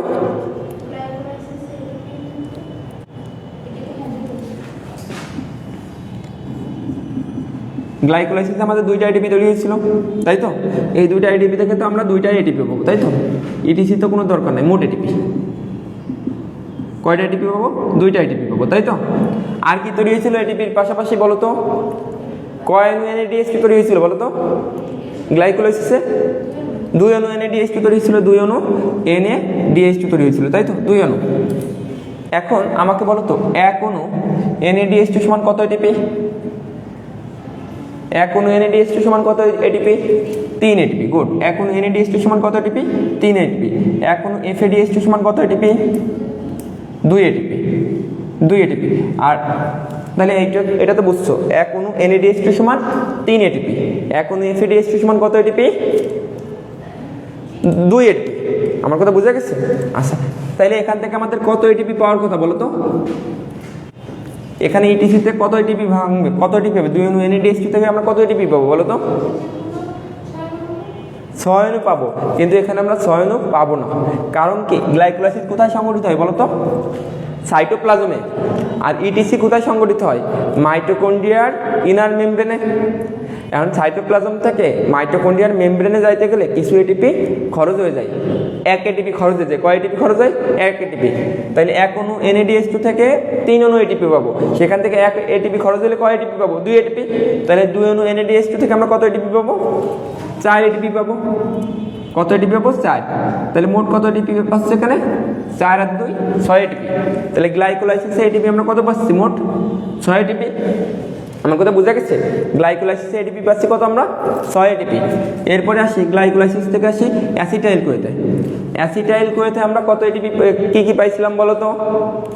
2 অণু পাইরুভিক অ্যাসিড থেকে 2 অণু অ্যাসিটাইল কোয়ে, 2 অণু কার্বন ডাইঅক্সাইড আর 2 অণু NADH2, 2 অণু NADH2, 2 অণু NADH2 থেকে আমরা কত এটিপি পাবো এখানে?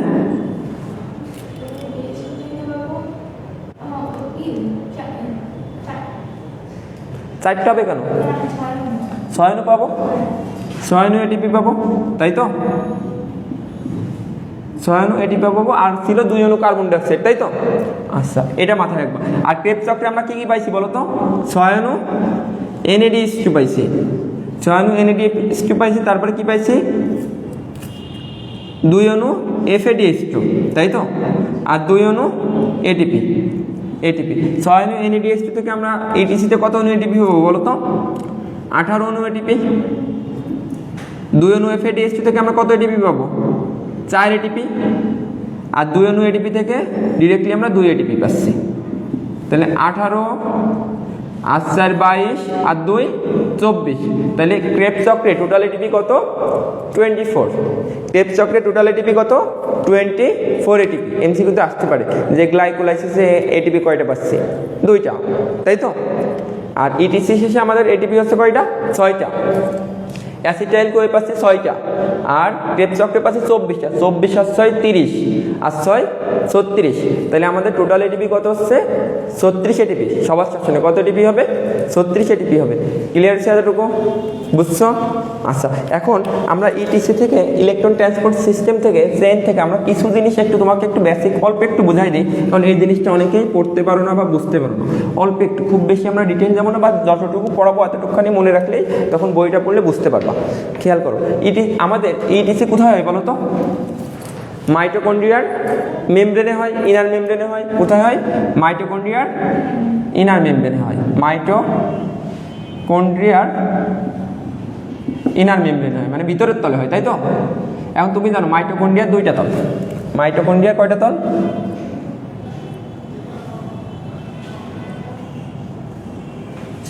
এটা আছে তোমার মাইটোকন্ড্রিয়া, এটা বাইরের তল, এটা ভিতরের তল, তাই তো? বাইরের তল আর ভিতরের তল। এখন বাইরের তল আর ভিতরের তলের মাঝখানে একটা জায়গা আছে না, তাই তো? তাহলে এটাকে আমরা কি? এটা তো ম্যাট্রিক্স। ভিতরের তলের এটার মধ্যে কি থাকে? ম্যাট্রিক্স থাকে। এই ম্যাট্রিক্সের মধ্যে অ্যাসিটাইল কোয়ে সৃষ্টি হয়েছে আর ক্রেবস চক্র হয়েছে, তাই তো? আর 2টা, এটাকে আমরা বলবো ইনার মেমব্রেন স্পেস। বাইরের তল আর ভিতরের তলের মাঝখানের জায়গাকে আমরা কি বলবো? Inner membrane surface. কি বলবো? IMS, inner membrane surface. Inner membrane surface, তাই তো? আচ্ছা, এখন জিনিসটা তুমি একটু দেখো, একটু মনোযোগ দিয়ে খেয়াল করো।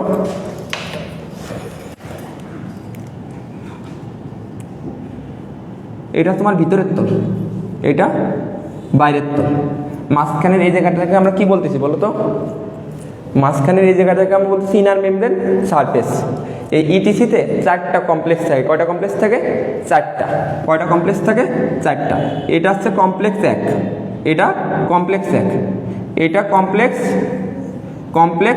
2, এটা কমপ্লেক্স 2, এটা কমপ্লেক্স 4, এটা কমপ্লেক্স 4, সরি 3, এটা কমপ্লেক্স 3, এটা কমপ্লেক্স কত 4, কমপ্লেক্স 4, তাই তো? তাহলে দেখো এগুলো হচ্ছে কমপ্লেক্স। ইটিসিতে কিছু কমপ্লেক্স থাকে যেগুলো হচ্ছে কি করে, মানে ইলেকট্রনকে পরিবহন করে নিয়ে যাবে। আমার কথা বুঝছি, ইলেকট্রনকে পরিবহন করে। আর এটাকে আমরা ইলেকট্রন সিস্টেমে বলতে পারি। কেন বলতে পারি? কারণ এখানে তোমার একটা বড় এখানে একটা এনজাইম থাকে। এনজাইমের নাম কি? ATP synthetase enzyme. ATP synthetase enzyme. ATP synthetase enzyme. ATP synthetase enzyme. আমার কথা বুঝছো? এই জন্য এটাকে আমরা ইলেকট্রন ট্রান্সপোর্ট সিস্টেমেও বলতে পারি। আমার কথা বোঝা গেছে? এখন খেয়াল করো, আমাদের এখানে আমরা অলরেডি জানি NADH2 তৈরি হয়েছে। আমাদের এই NADH2 আর FADH2 আমরা কি করব? এটিপিতে কনভার্ট করব। আমার কথা বুঝছো? NADH2 আর FADH2 থেকে আমরা কিসে কনভার্ট করব? তোমার এটিপিতে কনভার্ট করবো। আমার কথা বোঝা গেছে? এখন এই যে কমপ্লেক্স 1, কমপ্লেক্স 1-এ NADH2 ভেঙে যায়। কে ভেঙে যায়? NADH2 ভেঙে যায়। ভেঙে যায় কি তৈরি করে বলো তো? ভেঙে যায় কি তৈরি করবে? NAD তৈরি করবে। NAD তৈরি করবে, তাই তো? প্লাস তোমার NADH প্লাস H+ তৈরি করবে। তাহলে দেখো এখানে প্রোটন তৈরি হলো। তাহলে প্রোটন যখন তৈরি হয় তাহলে ইলেকট্রনও তৈরি হচ্ছে। এই ইলেকট্রন গ্রহণ করে কে? কমপ্লেক্স 1। কমপ্লেক্স 1 ইলেকট্রন গ্রহণ করে, এটা শক্তিশালী হয়। কমপ্লেক্স 1 ইলেকট্রন গ্রহণ করে কি হয়? শক্তিশালী হয়। শক্তিশালী যখন হয়ে যায় তখন এখান থেকে যে প্রোটনটা থাকে, এই প্রোটনটা কোথায় কোথায় নিক্ষেপ করে? ইনার মেমব্রেন সারফেসে। আমার কথা বোঝা গেছে? আর এর ভিতরের এই জায়গাটাকে আমরা কি বলছি? ম্যাট্রিক্স, তাই তো? তাহলে ম্যাট্রিক্সের ভিতরে যে প্রোটনটা থাকে, প্রোটনটাকে কোথায় নিক্ষেপ করে? ইনার মেমব্রেন সারফেসে। কথা কি বোঝা গেছে? এই ইলেকট্রনটা কমপ্লেক্স 1 থেকে চলে যায় কোএনজাইম কিউতে। কোথায় যায়? Coenzyme Q. কোএনজাইম কিউ, যেটাকে আমরা বলতেছি ইউবি কুইনন। UV quinone. আমার কথা বোঝা গেছে? এই কমপ্লেক্স 1 আর 2 মাঝখানে থাকে ইউবি কুইনন বা কোএনজাইম কিউ। বুঝছো? UV quinone. এই ইলেকট্রনটাকে কোথায় পাঠায়? ইউবি কুইনন বা কোএনজাইম কিউতে। আর 3 আর মাঝখানে, 3 আর 4-এর মাঝখানেও থাকে সাইটোক্রোম থাকে। 3 আর 4-এর মাঝখানে কি থাকে? সাইটোক্রোম থাকে। কি থাকে? সাইটোক্রোম থাকে। ক্লিয়ার হচ্ছে এতটুকু? আবার 2 নাম্বারে এখানে কি হয়? এখানে হয় FADH2। FADH2 ভেঙে কি তৈরি করবে বলো তো? FAD তৈরি করবে। তখন এখানেও ইলেকট্রন তৈরি হবে। এই ইলেকট্রনটা 2 নাম্বার কমপ্লেক্স গ্রহণ করবে। বা 2 নাম্বার কমপ্লেক্সটা দেখো একটু গোল। বুঝা গেছে? এ শক্তিশালী হলেও অত বেশি শক্তিশালী হতে পারে না, ফলে প্রোটনকেও তোমার ইনার মেমব্রেন সারফেসে পাঠাতে পারে না। প্রোটনটা এখানেই থেকে যায়। আমার কথা বোঝা গেছে? বাট এই 2 নাম্বার থেকে যে ইলেকট্রন, এও কাকে পাঠায়? কাকে পাঠায় বলো তো? Coenzyme Q. কোএনজাইম কিউ থেকে ইলেকট্রন চলে আসে কোথায় বলো তো? কমপ্লেক্স 3-এ। কমপ্লেক্স 3 কি হয়? শক্তিশালী হয়। শক্তিশালী হলে প্রোটনকে কোথায় পাঠাবে বলো তো? ইনার মেমব্রেন সারফেসে। ইনার মেমব্রেন সারফেসে। ক্লিয়ার আছে এতটুকু? 3 থেকে ইলেকট্রন কোথায় যায় বলো তো? সাইটোক্রোমে যায়। সাইটোক্রোম থেকে ইলেকট্রন কোথায় আসে? 4 নাম্বার কমপ্লেক্সে। 4 নাম্বার কমপ্লেক্স শক্তিশালী হয়। শক্তিশালী হলে প্রোটনকে কোথায় পাঠাবে বলো তো? তোমার ইনার মেমব্রেন সারফেসে, তাই তো? এখন তুমি একটু খেয়াল করে বলো, ম্যাট্রিক্স আর ইনার মেমব্রেন সারফেস কোথায় প্রোটন বেশি? ইনার মেমব্রেন সারফেসে প্রোটন বেশি। এখানকার প্রোটন কমে গেল। আমার কথা বোঝা গেছে? তাহলে কি এরা তো আর সাম্য অবস্থায় নেই? আছে, সাম্য অবস্থায় নেই।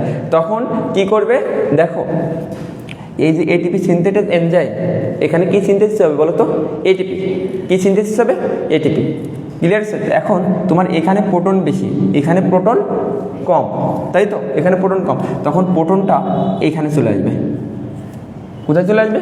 এটিপি সিনথেটেজ এনজাইমের ভিতরতে এখানে চলে আসবে। যখন এখান থেকে এখানে চলে আসবে তখন তোমার ওগুলোতে এটিপি কনভার্ট হবে। কারণ আমরা তো জানি অ্যাডিনোসিন ডাইফসফেট, এর সাথে ইনঅর্গানিক ফসফেট যুক্ত হয়ে কী তৈরি হয়? এটিপি তৈরি হয় না? এবং এটিপি তৈরি একটা জারণ বিজারণ প্রক্রিয়া না? এবং এটা হয় অক্সিজেনের উপস্থিতিতে হয়। কিসের উপস্থিতিতে হয়? অক্সিজেনের উপস্থিতিতে হয়। এই জন্য এটাকে আমরা বলি oxidative phosphorylation. Oxidative phosphorylation. Oxidative phosphorylation, এটাকে আমরা কি বলতেছি? Oxidative phosphorylation. Oxidative phosphorylation. বুঝা গেছে? এটা কিন্তু পরীক্ষাতে আসে। ইটিএসএ এটিপি তৈরির প্রক্রিয়াকে আমরা কি বলবো? Oxidative phosphorylation. তাহলে আমাকে বলো তো, আলোর উপস্থিতিতে, যারা অনলাইনে এসে কমেন্ট করতে পারো, আলোর উপস্থিতিতে এটিপি তৈরির প্রক্রিয়াকে আমরা কি বলবো? আলোর উপস্থিতিতে এটিপি তৈরি প্রক্রিয়াকে আমরা কি বলবো? বলতে পারবা? আলো মানে কি? ফটোফসফোরাইলেশন। আলোর উপস্থিতিতে এটিপি তৈরি প্রক্রিয়াকে আমরা কি বলবো? ফটোফসফোরাইলেশন। এটা কোথায় হয়? সালোক সংশ্লেষণে হয়।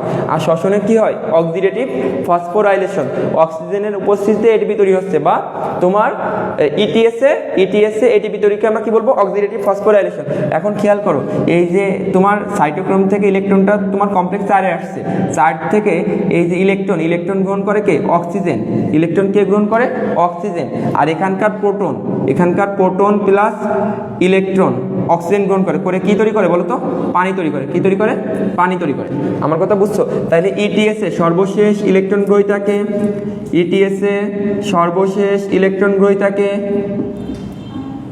না, অক্সিজেন। ইটিএস এর সর্বশেষ ইলেকট্রন গ্রহীতাকে অক্সিজেন। এই যে কমপ্লেক্স চার্জ থেকে ইলেকট্রন কে গ্রহণ করতেছে? অক্সিজেন ইলেকট্রন গ্রহণ করে অক্সিজেন আয়নে পরিণত হচ্ছে। আর এই প্রোটন আর অক্সিজেন আয়ন মিলে কি তৈরি করে? পানি তৈরি করে। কি তৈরি করে? পানি।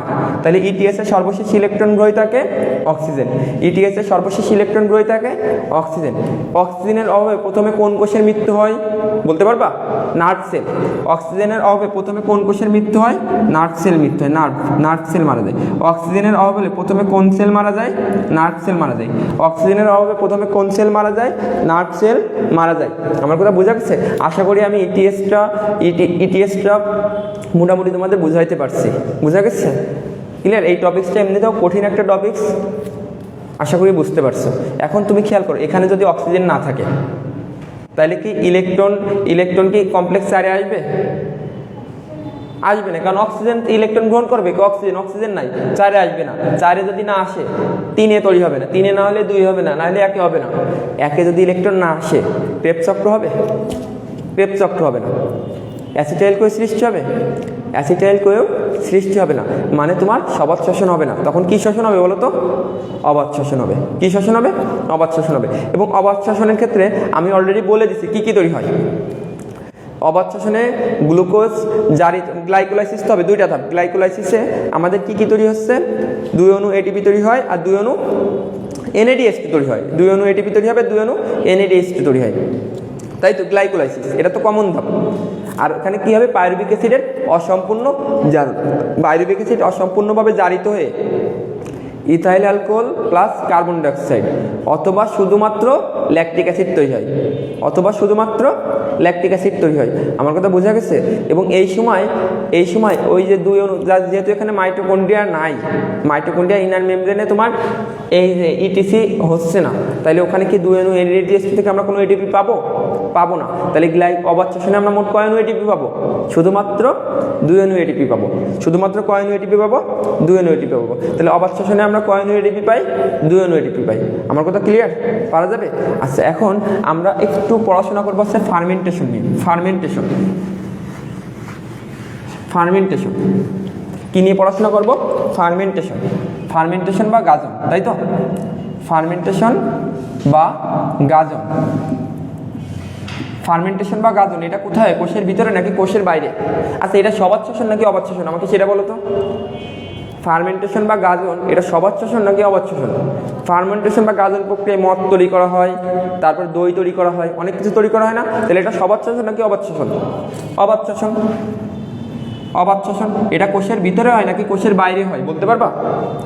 এটা কোষের বাইরে হয়। ফার্মেন্টেশন বা গাজন এটা কোথায় হয়? কোষের বাইরে হয়। এবং এই যে ফার্মেন্টেশন বা গাজন এটা মূলত ব্যাকটেরিয়াতে কোথায়? ব্যাকটেরিয়া বা ইস্ট নামক ছত্রাকে এই যে ফার্মেন্টেশন বা গাজন প্রক্রিয়া হয়। আর একটা জিনিস মাথায় রাখবা, সেটা হচ্ছে এখানে একটা এনজাইম হয়। কোন এনজাইম ব্যবহার করা হয়? জাইমেজ। কোন এনজাইম ব্যবহার করা হয়? জাইমেজ। তার মানে ফার্মেন্টেশন বা গাজন প্রক্রিয়া আমরা কোন এনজাইম ব্যবহার করব? জাইমেজ। এটা একটা অবাত শ্বসন, এটা কোষের বাইরে হয় এবং এটা মূলত কোথায়? ব্যাকটেরিয়া বা ইস্ট। আর এখানে এনজাইমের নাম কি? জাইমেজ। আমার কথা বোঝা গেছে? এনজাইমের নাম কি হবে? জাইমেজ। ক্লিয়ার? আচ্ছা, এখন আমরা শ্বসনের গুরুত্ব, তোমাদের বইয়ে দেখবা শ্বসনের গুরুত্ব দিয়ে অনেক পয়েন্ট লেখা আছে না? যেমন বেকারি শিল্পে আমরা পাউরুটি ফুলাতে কি ব্যবহার করি? ইস্ট। ইস্টের অবাধ শ্বসন প্রক্রিয়া আমরা পাউরুটি ফুলাই, কথা কি বোঝা গেছে? তারপরে তুমি একটু খেয়াল করে দেখবা যে তোমার ভিটামিন তৈরিতে দুইটা ভিটামিন তৈরি করা হয়, B1 B2। B1-এর আর এক নাম কি বলতে পারবা? B1 বা থায়ামিন, আর B2 বা রিবোফ্লাভিন। আমার কথা বোঝা গেছে?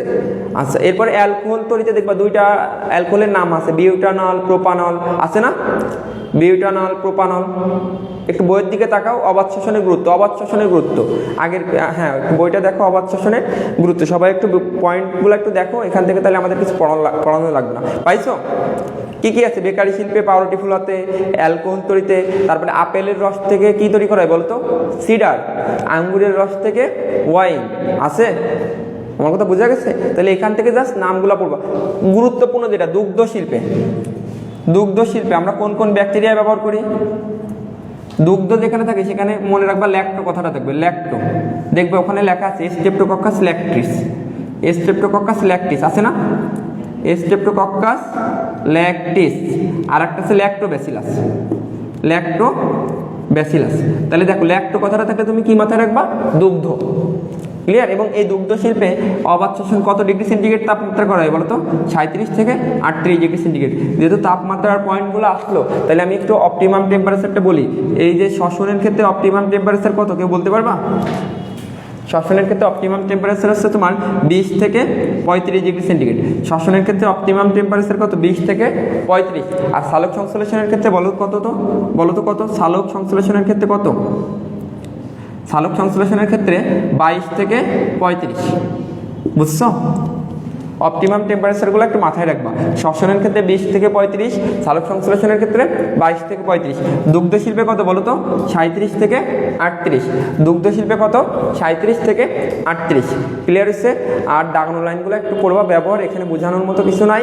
এরপরে আমরা আসি, একটু মনোযোগ দাও। প্রভাবক, দুই ধরনের প্রভাবক আছে, একটা অভ্যন্তরীণ প্রভাবক, বাহ্যিক প্রভাবক। বাহ্যিক প্রভাবকগুলো কি হবে? এনভায়রনমেন্ট, পরিবেশ, যেমন আলো, তাপমাত্রা, কার্বন ডাইঅক্সাইড, অক্সিজেন, এগুলো সব কি বাহ্যিক প্রভাবক।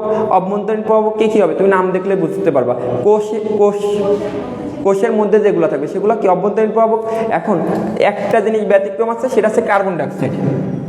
কার্বন ডাইঅক্সাইডের সাথে সম্পর্ক হচ্ছে ব্যস্তনাপাতিক। আর সবগুলো সম্পর্ক কি বলতো? সমানুপাতিক। কার্বন ডাইঅক্সাইডের সাথে সম্পর্ক কি? ব্যস্তনাপাতিক। কার্বন ডাইঅক্সাইডের ক্ষেত্রে সম্পর্ক কি হবে? ব্যস্তনাপাতিক। আর সবগুলো সম্পর্ক কি হবে? সমানুপাতিক। কার্বন ডাইঅক্সাইড বাড়াই দিলে শ্বসনাল কমবে নাকি বাড়বে? কমে যাবে। আমার কথা বোঝা গেছে? কার্বন ডাইঅক্সাইড বাড়াই দিলে শ্বসনাল কমে যাবে। জাস্ট এতটুকু জিনিস মাথায় রাখবা। আবার দেখবা তোমার আরকিউর মান আছে, আরকিউর মান, তাই তো? আরকিউর মান মানে রেসপিরেটরি কোশেন্ট বা শ্বসনিক কোশেন্ট। এর ক্ষেত্রে মাথায় রাখবো অগমা, গ দিয়ে গ্লুকোজের ক্ষেত্রে কত? 1। অলিক অ্যাসিডের ক্ষেত্রে 0.7, আর ম্যালিক অ্যাসিডের ক্ষেত্রে কত হবে? 1.3। বোঝা গেছে? অগমা গ্লুকোজের থেকে কম 0.7, গ্লুকোজ থেকে বেশি 1.3। ক্লিয়ার আছে এতটুকু? অগমা, গ দিয়ে গ্লুকোজ 1, অলিক অ্যাসিড 0.7, ম্যালিক অ্যাসিড 1.3। আশা করি শ্বসন আমাদের মোটামুটি শেষ। আমরা চলে যাব উদ্ভিদ প্রজনন। আচ্ছা, সবাই কি বুঝতে পারতেছ?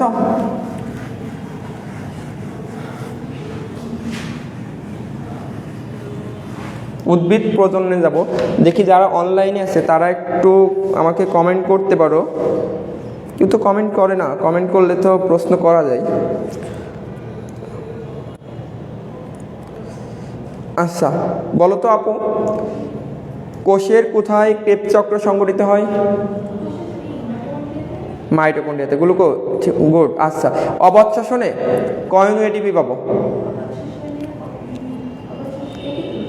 গুড, এই তো পারবা না মানে। ক্রেবস চক্রে মোট কত এটিপি তৈরি হয়? কতটি এটিপি তৈরি হয় মোট? 24টা। গুড, এই তো পারো, তো খুবই ভালো পারো। ঠিক আছে, হ্যাঁ। আচ্ছা, সিকিউর জন্য আশা করি আমি যেভাবে পড়াইছি সিকিউটাও ক্লিয়ার হয়ে গেছে। বুঝছো? সিকিউটা তোমার ক্লিয়ার হয়ে গেছে শ্বসনের ক্ষেত্রে।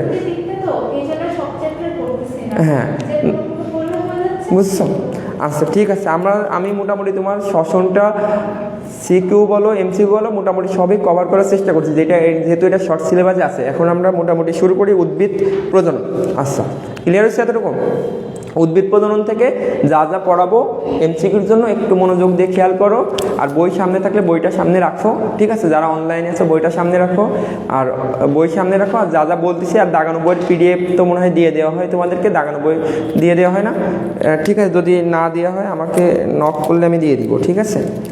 নক করলে আমি দিয়ে দিব। আমি দরকার হলে আমার নাম্বারটা লিখে রাখতেছি, যাদের পিডিএফ লাগবে আমাকে নক দিয়ে 01886 এটা হচ্ছে হোয়াটসঅ্যাপ নাম্বার, ঠিক আছে? যদি তাদের পিডিএফ লাগবে আমাকে নক দিয়ে আমি দিয়ে দিব, ঠিক আছে? আচ্ছা এখন আমরা উদ্ভিদ প্রজনন আসি। উদ্ভিদ প্রজনন কয় প্রকার কেউ বলতে পারবা? 3 প্রকার। অযৌন প্রজনন, যৌন প্রজনন, আর একটা হচ্ছে তোমার অপুংজনী বা পার্থেনোজেনেসিস। অপুংজনী বা পার্থেনোজেনেসিস। তাহলে উদ্ভিদ প্রজননকে আমরা 3 ভাগে ভাগ করি, বুঝছো? অযৌন প্রজনন, যৌন প্রজনন, অপুংজনী বা পার্থেনোজেনেসিস। এই যে যৌন প্রজনন, যৌন প্রজনন কি জানো? পুংগ্যামেট আর স্ত্রী গ্যামেটের মিলনের যে জনন হয় তাকে আমরা বলি যৌন জনন। আবৃতবীজী উদ্ভিদের যৌন জনন কোন ধরনের বলতে পারবা কেউ? আইসোগামাস, আনাইসোগামাস, ওগামাস। ওগামাস। আইসোগামাস মানে কি পুংগ্যামেট আর স্ত্রী গ্যামেট আকার আকৃতিতে সেম। অ্যানাইসোগামাস মানে কি আকার আকৃতি ভিন্ন।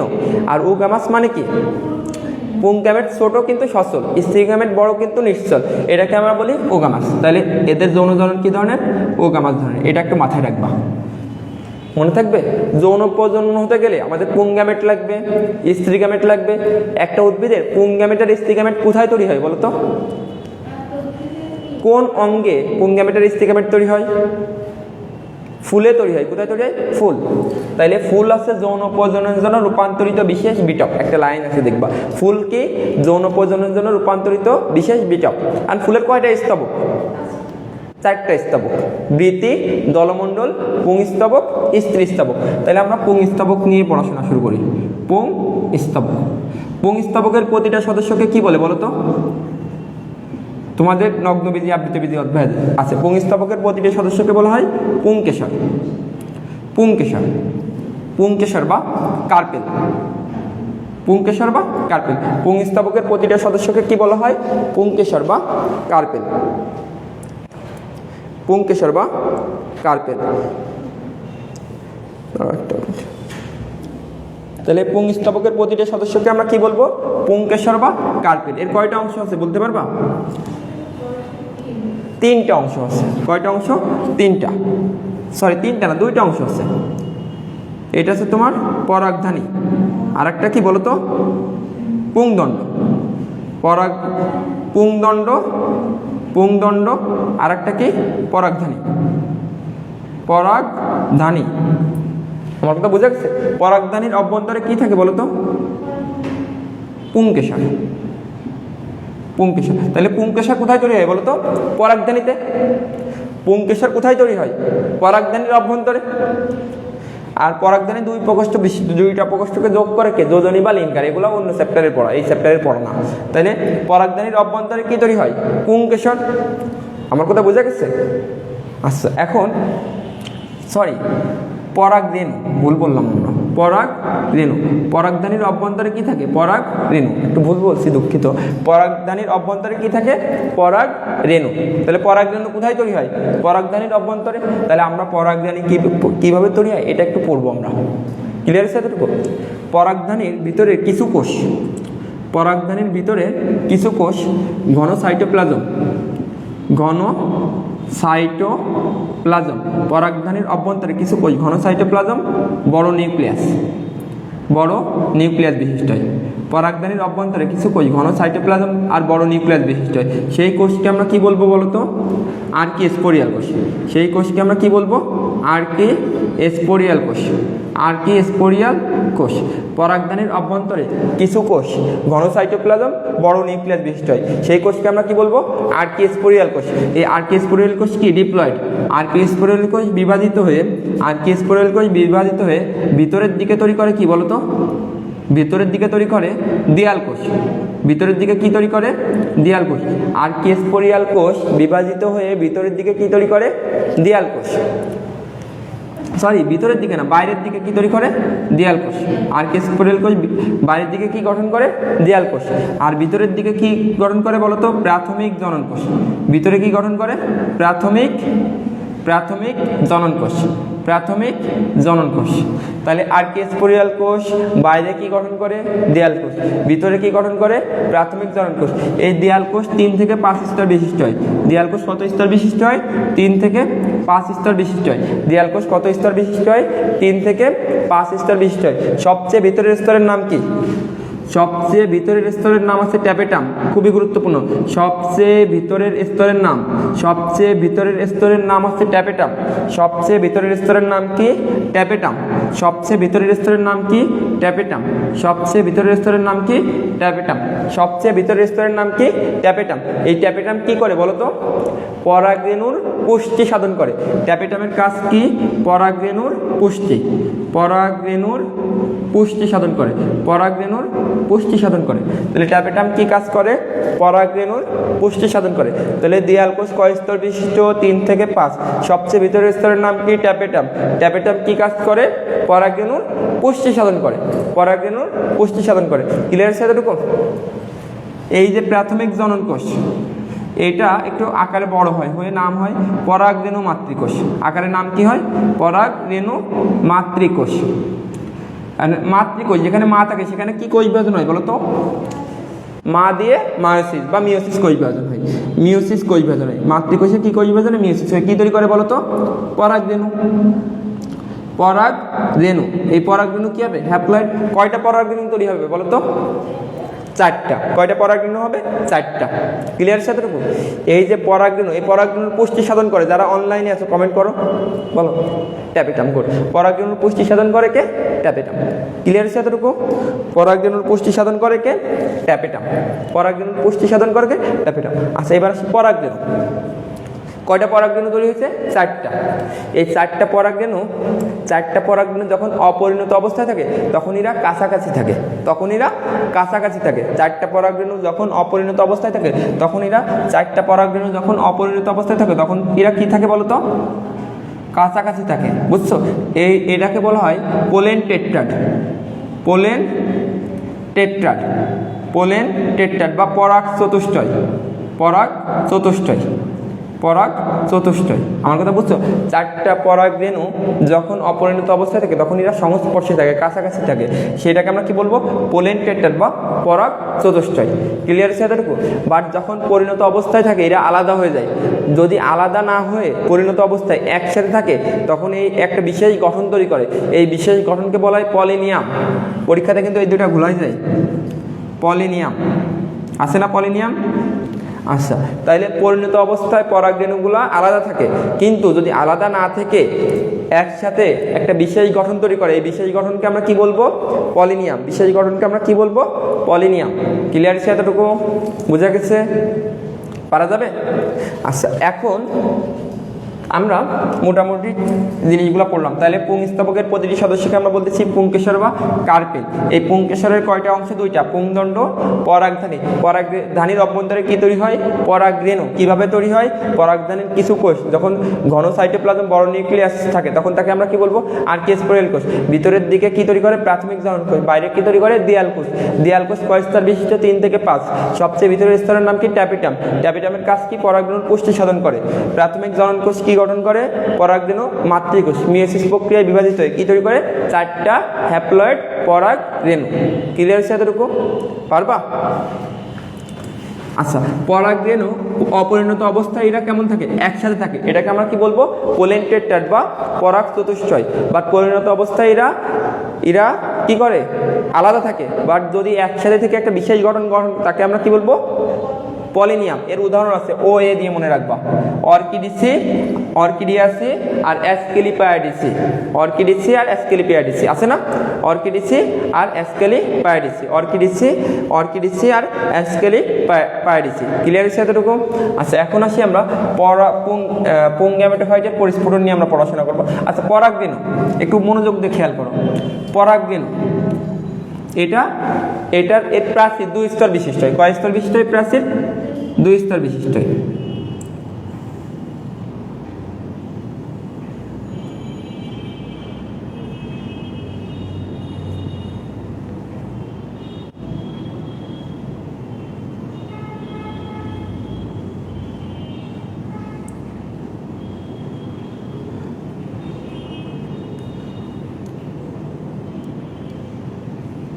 এইটা এর প্রাচীর কয় স্তর বিশিষ্ট? 2 স্তর বিশিষ্ট। বাইরের স্তরকে আমরা কি বলি? এক্সাইন। ভিতরের স্তরকে আমরা কি বলবো? ইনটাইন। বাইরের স্তরকে আমরা কি বলবো? এক্সাইন। ভিতরের স্তরকে আমরা কি বলবো? ইনটাইন। এই যে এক্সাইন পাতলা হবে নাকি পুরু হবে বলো তো? পুরু হবে। পুরু কিউটিন যুক্ত, পুরু কিউটিন যুক্ত, কিউটিন যুক্ত। আমার কথা বোঝা গেছে? এক্সাইন অর্নামেন্টেড থাকে। এক্সাইন কেমন থাকে? অর্নামেন্টেড। অর্নামেন্টেড মানে কি? সাজানো গুছানো থাকে, বুঝছো? অর্নামেন্টেড থাকে। এর প্রধান রাসায়নিক উপাদান কোনটা জানো? প্রধান রাসায়নিক উপাদান এক্সাইনের প্রধান রাসায়নিক উপাদান আছে স্পোরোপোলেনিন। পরীক্ষাতে আসে প্রধান এক্সাইনের প্রধান রাসায়নিক উপাদান কোনটা? স্পোরোপোলেনিন। স্পোরোপোলেনিন। এক্সাইনের প্রধান রাসায়নিক উপাদান কোনটা? স্পোরোপোলেনিন। তাহলে এক্সাইন পুরু কিউটিন যুক্ত, এটা অর্নামেন্টেড থাকে। প্রধান রাসায়নিক উপাদান কোনটা বলো তো? স্পোরোপোলেনিন। এবং এই যে এক্সাইনে জার্মপোর থাকে। এক্সাইনের মধ্যে কি থাকে বলো তো? জার্মপোর বা রেণুরন্ধ্র থাকে। রেণুরন্ধ্র থাকে। রেণুরন্ধ্র বা জার্মপোর থাকে। রেণুরন্ধ্র বা জার্মপোর থাকে। কয়টা জার্মপোর থাকতে পারে? 20টা।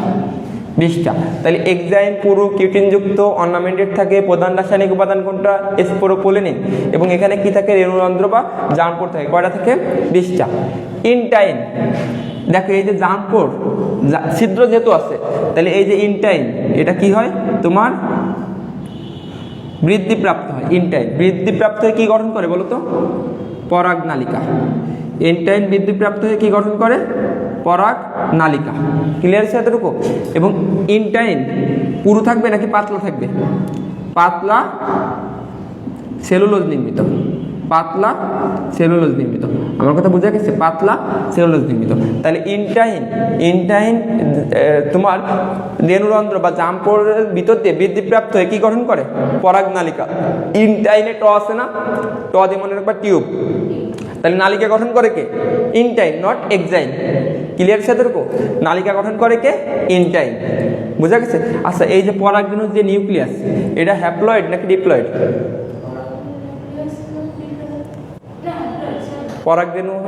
পরাগরেণু মাতৃকোষ মায়োসিস প্রক্রিয়ায় বিভাজিত হয়ে 4টা হ্যাপ্লয়েড পরাগরেণু তৈরি করছে না?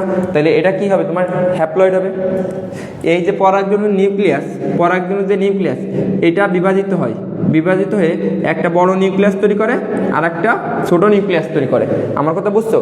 আচ্ছা, এখন তুমি একটু শর্টকাট লাগো। ছোট জোন পরের জোন, ছোট জোন পরের জোন, তাই তো? বড় জোন কি বড় হয় না? আর যে ছোট জোন সে পরে আসে না? তাহলে ছোট জোন পরের জোন। ছোট নিউক্লিয়াসকে আমরা কি বলবো বলো তো? জনন নিউক্লিয়াস। ছোট নিউক্লিয়াসকে আমরা কি বলবো? জনন নিউক্লিয়াস। ছোট নিউক্লিয়াসকে আমরা কি বলবো? জনন নিউক্লিয়াস। পরের জোনটা আমি বুঝাচ্ছি, পরে আসে, তাই তো? তাহলে এইখানে 2টা নিউক্লিয়াস, একটা বড় নিউক্লিয়াস আর একটা ছোট নিউক্লিয়াস। বুঝা গেছে? যখন পরাগনালিকা বড় হয় আগে কে যাবে? নালিকা নিউক্লিয়াস। বড় নিউক্লিয়াসটার নাম কি? নালিকা নিউক্লিয়াস। আগে কে যাবে? নালিকা নিউক্লিয়াস যাবে। নালিকা নিউক্লিয়াসের কাজ কি? পাহারা দিয়া। কাকে পাহারা দিয়া? এই জনন নিউক্লিয়াসকে পাহারা দিয়া। আমার কথা বোঝাচ্ছে? এই জনন নিউক্লিয়াস বিভাজিত হয়ে কয়টা পুংগামেট তৈরি করবে বলো তো? 2টা পুংগামেট তৈরি করবে। কয়টা পুংগামেট তৈরি করবে? 2টা। ক্লিয়ার হচ্ছে এতটুকু? তাহলে আমাদের পুংগামেটিফাইডে কয়টা পুংগামেট তৈরি হলো? 2টা। এটা একটু মাথায় রাখবা, ওকে? এবার আসি আমরা স্ত্রী স্তবক। এই বুঝতে পারতেছ? কঠিন লাগতেছে নাকি? আচ্ছা, এবার আসি আমরা স্ত্রী স্তবকের প্রতিটা সদস্যকে আমরা কি বলি বলো তো? স্ত্রী স্তবকের প্রতিটা সদস্যকে আমরা কি বলবো? বলতে পারবা? স্ত্রীকেশর বা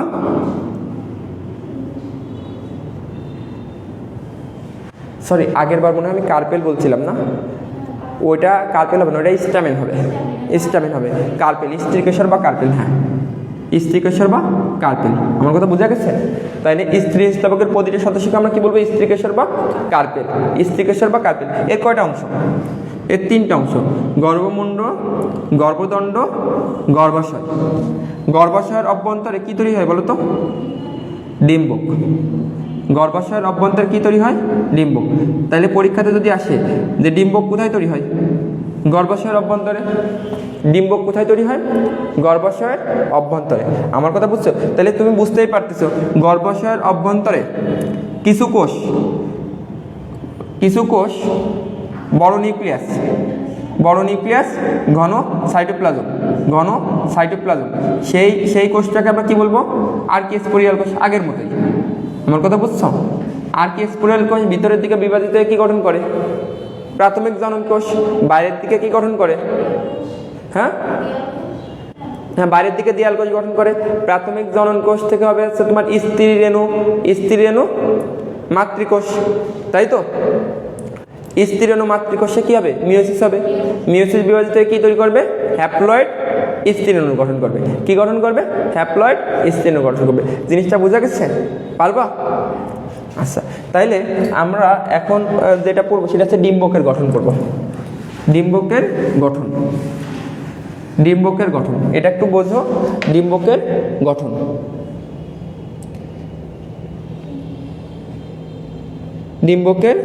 গঠন একটু খেয়াল করো। ডিম্বকের গঠন,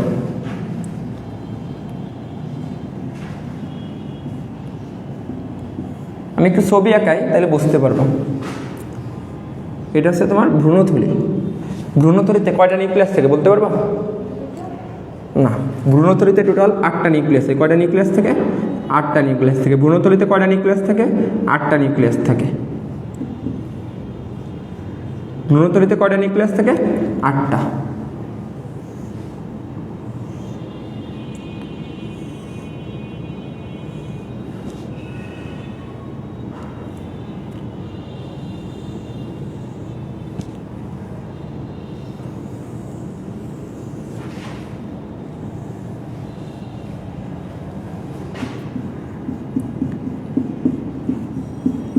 দেখ, এই ছবি তোমার আঁকানো লাগবে না, এই ছবি কাজেরই আঁকা লাগবে, যেহেতু তোমাদের রিটেন নাই। সো আমি জিনিসটা বোঝানোর জন্য আঁকাইছি।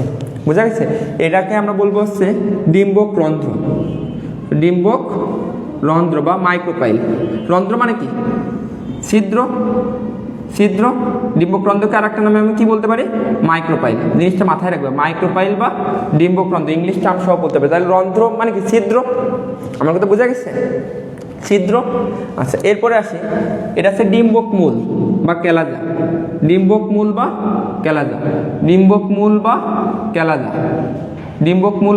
কেলাজা। আমার কথা বুঝছো? ডিম্বক মূল বা কেলাজা, যেখান থেকে ত্বকের সূচনা হয়।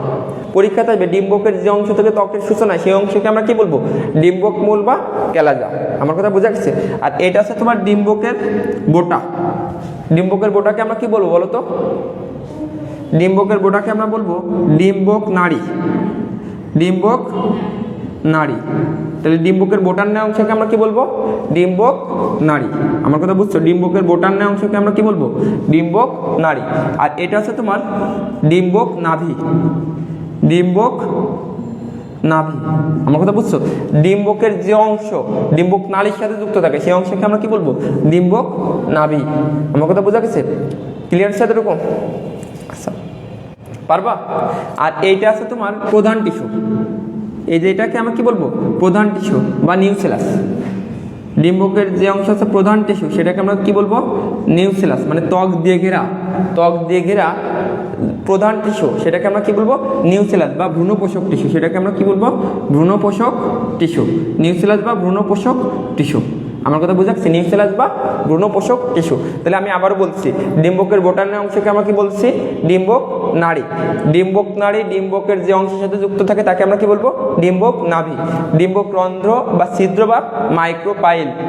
আর ত্বক দিয়ে ঘেরা প্রধান টিস্যুকে আমরা কি বলবো? নিউসেলাস বা ভ্রূণপোষক টিস্যু। আর যেখান থেকে ত্বক সৃষ্টির সূচনা হয়, সেই অংশকে আমরা কি বলবো? ডিম্বক মূল বা কেলাজা। ওকে, ডিম্বক মূল বা কেলাজা। আচ্ছা, এবার আমরা মূলত ভ্রূণথলি নিয়ে একটু পড়াশোনা করবো। ভ্রূণথলির কয়টা অংশ? একটা ভ্রূণথলিতে আমরা কয়টা অংশ পাচ্ছি বলতে পারবা?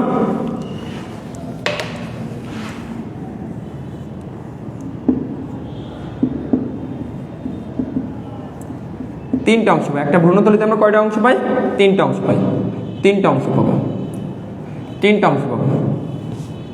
কয়টা অংশ? তিনটা। এই যে তিনটা নিউক্লিয়াস যেটা ডিম্বক মূলের দিকে থাকে, এটা তো ডিম্বক রন্ধ্র, তাই তো? ডিম্বক মূলের দিকে তিনটা নিউক্লিয়াসকে আমরা বলি প্রতিপাদ কোষ। প্রতিপাদ কোষ বা এন্টিপোডাল কোষ। এন্টিপোডাল কোষ। আমার কথা বুঝছো? মাঝখানে দুইটা নিউক্লিয়াসকে বলা হয় সেকেন্ডারি নিউক্লিয়াস। মাঝখানে দুইটা নিউক্লিয়াসকে আমরা কি বলবো? Secondary nucleus. Secondary nucleus. Okay, আচ্ছা। আর এটাকে আমরা বলবো গর্ভযন্ত্র। গর্ভযন্ত্র বা এগ অ্যাপারেটাস। তাহলে যদি পরীক্ষাতে আসে এগ অ্যাপারেটাসে কয়টা নিউক্লিয়াস থাকে? তিনটা। কয়টা নিউক্লিয়াস থাকে? তিনটা। ডিম্বক রন্ধ্রের দিকে যে তিনটা নিউক্লিয়াস থাকে তাকে আমরা কি বলবো? গর্ভযন্ত্র বা এগ অ্যাপারেটাস। এর মধ্যে যে বড় নিউক্লিয়াসের নাম কি? ডিম্বাণু। বড় নিউক্লিয়াসটার নাম কি? ডিম্বাণু। পাশের দুইটা ছোট নিউক্লিয়াসের নাম কি? হ্যাঁ, সহকারী নিউক্লিয়াস। সহকারী নিউক্লিয়াস বা সিনার্জিট। সিনার্জিট। আমার কথা বুঝছো? সহকারী নিউক্লিয়াস বা সিনার্জিট। আমার কথা বুঝছো? সিনার্জিট নিউক্লিয়াস। আমার কথা বুঝা? সিনার্জিট। ওকে, জেনে রাখা ভালো। বুঝতে পারছো? জেনে রাখা ভালো। ইংলিশ টার্ম দিয়ে তোমার রিসেন্টলি মেডিকেল অ্যাডমিশনে ইংলিশ টার্ম দিয়ে আসে, সো জেনে রাখতে হবে। ওকে, এতটুকু পারা যাবে? মনে থাকবে? আচ্ছা, এখন ডিম্বকের প্রকারভেদ শর্টকাট লিখে দিব। শর্টকাটটা একটু বইয়ে লিখে রাখো। ডিম্বকের প্রকারভেদ। ডিম্বকের প্রকারভেদ এখান থেকে কিন্তু এমসিকিউ আসে। ডিম্বকের প্রকারভেদ। ডিম্বকের প্রকারভেদ লেখো। ঊর্ধ্বমুখী ডিম্বক। ঊর্ধ্বমুখী ডিম্বক, এটার জন্য শর্টকাট লিখে রাখো ঊর্ধ্বে পাগল। ঊর্ধ্বে পাগল। পা দিয়ে পান, পা দিয়ে পানি মরিচ। পানি মরিচ। পানি মরিচ বা ওই যে তোমার বিষ কাটালি আছে না, পানি মরিচ বা বিষ কাটালি। আর গোলে আছে তোমার গোলমরিচ। গোলে কি হবে? গোলমরিচ। তাহলে ঊর্ধ্বে পাগল। ঊর্ধ্বমুখী ডিম্বকের উদাহরণ কি হবে? ঊর্ধ্বে পাগল। ঊর্ধ্বে পাগল। আমার কথা বোঝা গেছে? ঊর্ধ্বে পাগল। মনে থাকবে? ঊর্ধ্বে পাগল। দেখবা ভারত থেকে অনেক পাগল রেলের মাধ্যমে আসে। ওরা রেলের ছাদে থাকে, বুঝছো? রেলের ছাদে ঘুমায় থাকে, ওটা ভারত থেকে সব বাংলাদেশে চলে আসে। তাই এইভাবে মনে রাখবা ঊর্ধ্বে পাগল। ঊর্ধ্বে পাগল। এরপরে লেখো নিম্নমুখী। নিম্নমুখী বা অধমুখী। আমার কথা বুঝছো? নিম্নমুখী নি দিয়ে মনে রাখবা নিশিরে স। নিশিরে স। নিশি মানে কি বলো তো? রাত। হ্যাঁ, রাতকে শোয়া যায়। আচ্ছা, তাহলে নিশিরে স। নি দিয়ে কি? নিম্নমুখী। সি দিয়ে রে দিয়ে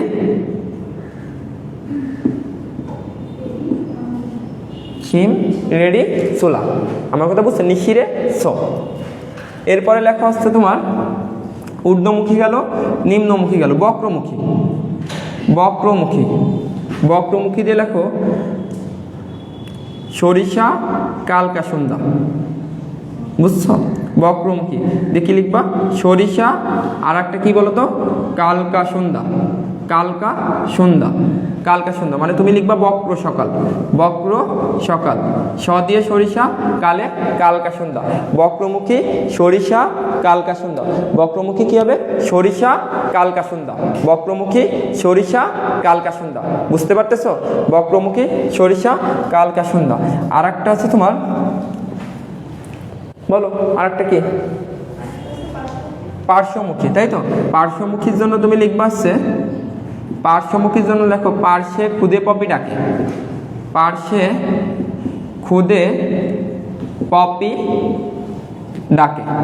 পার্শ্বে দিয়ে পার্শ্বমুখী, খুদে দিয়ে কি বলতো? খুদিপানা। খুদিপানা। পপি বা আফিম। আর ডায়ান্থাস, ওটা একটু লিখে রাখো। ডায়ান্থাস। ডায়ান্থাস, এটা একটু লিখে রাখো, ডায়ান্থাস। ডাকে দেখি হবে ডায়ান্থাস, ডাকে দেখি হবে ডায়ান্থাস। তাহলে পার্শ্বে খুদে পপি ডাকে, পার্শ্বে খুদে পপি ডাকে, খুদিপানা, পপি বা আফিম আর ডায়ান্থাস। ক্লিয়ার হচ্ছে এতটুকু? তাহলে ঊর্ধ্বে পাগল, নিশিরে শো, বক্র সকাল, পার্শ্বে খুদে পপি ডাকে, পার্শ্বে খুদে পপি ডাকে, পার্শ্বে খুদে পপি ডাকে, পার্শ্বে খুদে পপি ডাকে, পার্শ্বে খুদে পপি ডাকে। ওকে, বুঝতে পারতেছো? তাইলে আমাদের এখন আমরা একটু নিষেক নিয়ে পড়াশোনা করবো। নিষেক, আচ্ছা নিষেকের আগে আমাদের কিছু জিনিস একটু বাকি আছে, আমি একটু আলোচনা করি, খেয়াল করো। দেখো আমাদের কয়টা স্ত্রীরেণু তৈরি হয়েছিল বলো তো? কয়টা স্ত্রীরেণু তৈরি হয়েছিল? 4টা। স্ত্রী রেণু মাতৃকোষ্ঠে কয়টা স্ত্রীরেণু তৈরি ছিল? 4টা স্ত্রীরেণু তৈরি হয়েছিল, তাই তো? কয়টা স্ত্রীরেণু তৈরি হয়েছিল? 4টা। এর মধ্যে উপরের 3টা নষ্ট হয়ে যায়, নিচেরটা কার্যকর হয়। উপরের 3টা নষ্ট হয়ে যায়, নিচেরটা কার্যকর। একটা স্ত্রীরেণু থেকে যদি ভ্রূণথলি গঠিত হয় তাকে আমরা কি বলি বলো তো? দেখো, 1টা থেকে 2টা নিউক্লিয়াস হয়, 2টা থেকে 4টা হয়, 4টা থেকে 8টা হয়, হয়। আমার কথা বুঝছো? তাহলে একটা স্ত্রীরেণু থেকে যদি ভ্রূণথলি গঠিত হয় তাকে আমরা বলবো মনস্পরিক। তাকে আমরা কি বলবো? মনস্পরিক প্রক্রিয়া। তাকে আমরা কি বলবো?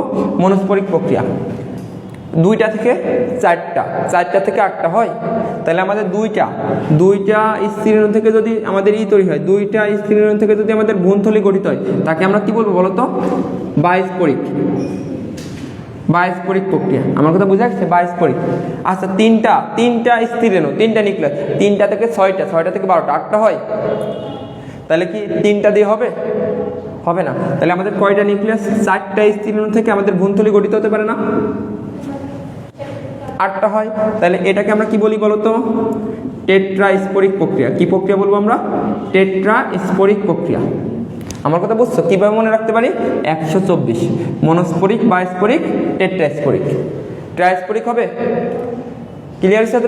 সব থেকে বেশি হয় কোন প্রক্রিয়ায়? মনস্পরিক প্রক্রিয়ায়। এই জন্য এই প্রক্রিয়ার আর এক নাম হচ্ছে পলিগোনাম। পলি মানে কি? বেশি। তাহলে পরীক্ষাতে যদি এসে নিচের কোনটি পলিগোনাম ধরনের, অ্যান্সার কি হবে? মনস্পরিক। নিচের কোনটি পলিগোনাম ধরনের? মনস্পরিক। নিচের কোনটি পলিগোনাম ধরনের? মনস্পরিক। ওকে, নিচের কোনটি পলিগোনাম ধরনের? মনস্পরিক। ক্লিয়ার সাথে এরকম?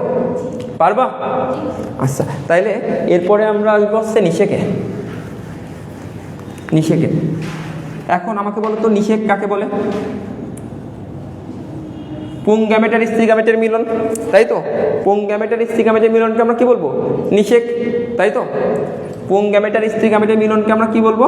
নিষেক বলবো।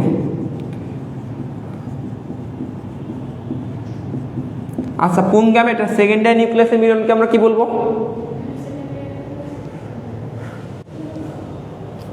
দেখো আমাদের এই যে এটা আছে তোমার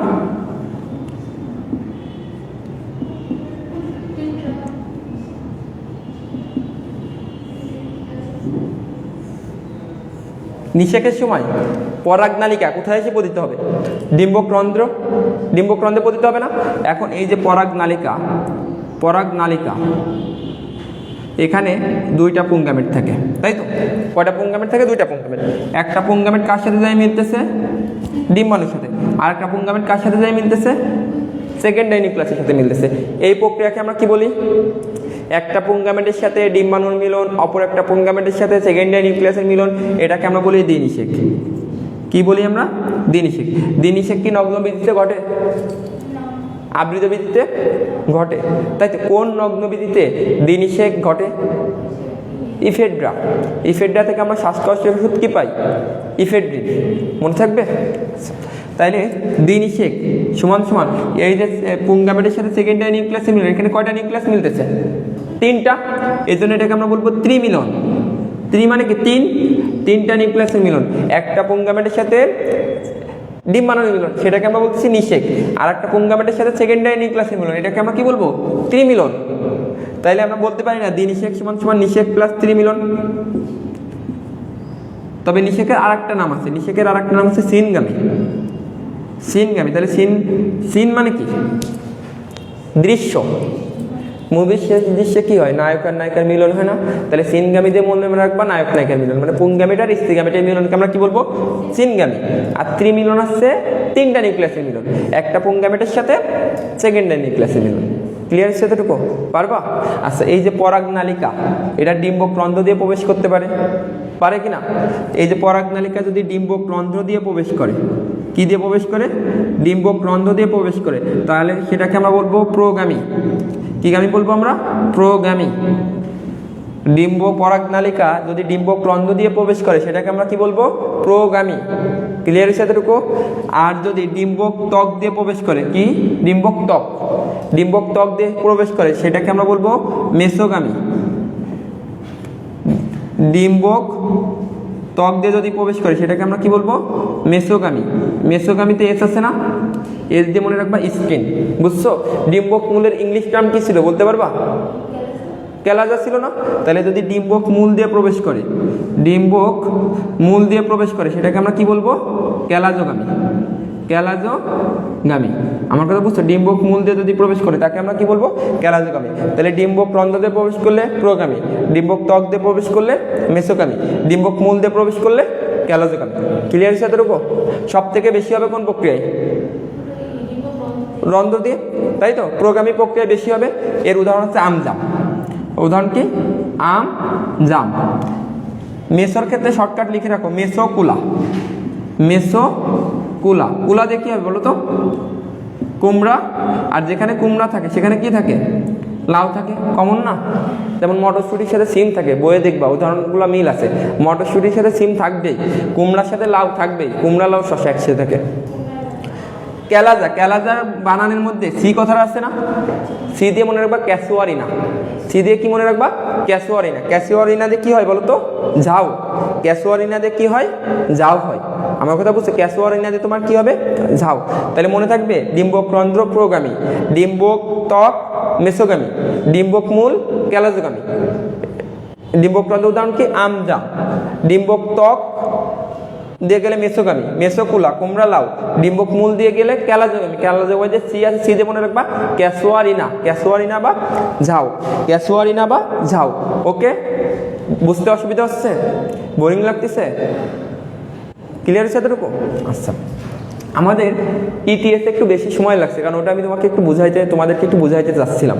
হয়তো আমি পুরোটা ইটিএস নিয়ে আরও অনেক আলোচনা করা যায়, পুরোটা আমি আলোচনা করতে পারিনি, যেহেতু এটা এমসিকিউ বেস ক্লাস। আমার কথা বোঝা গেছে? তারপর আমি চেষ্টা করছি মোটামুটি কভার করে দেওয়ার, ঠিক আছে?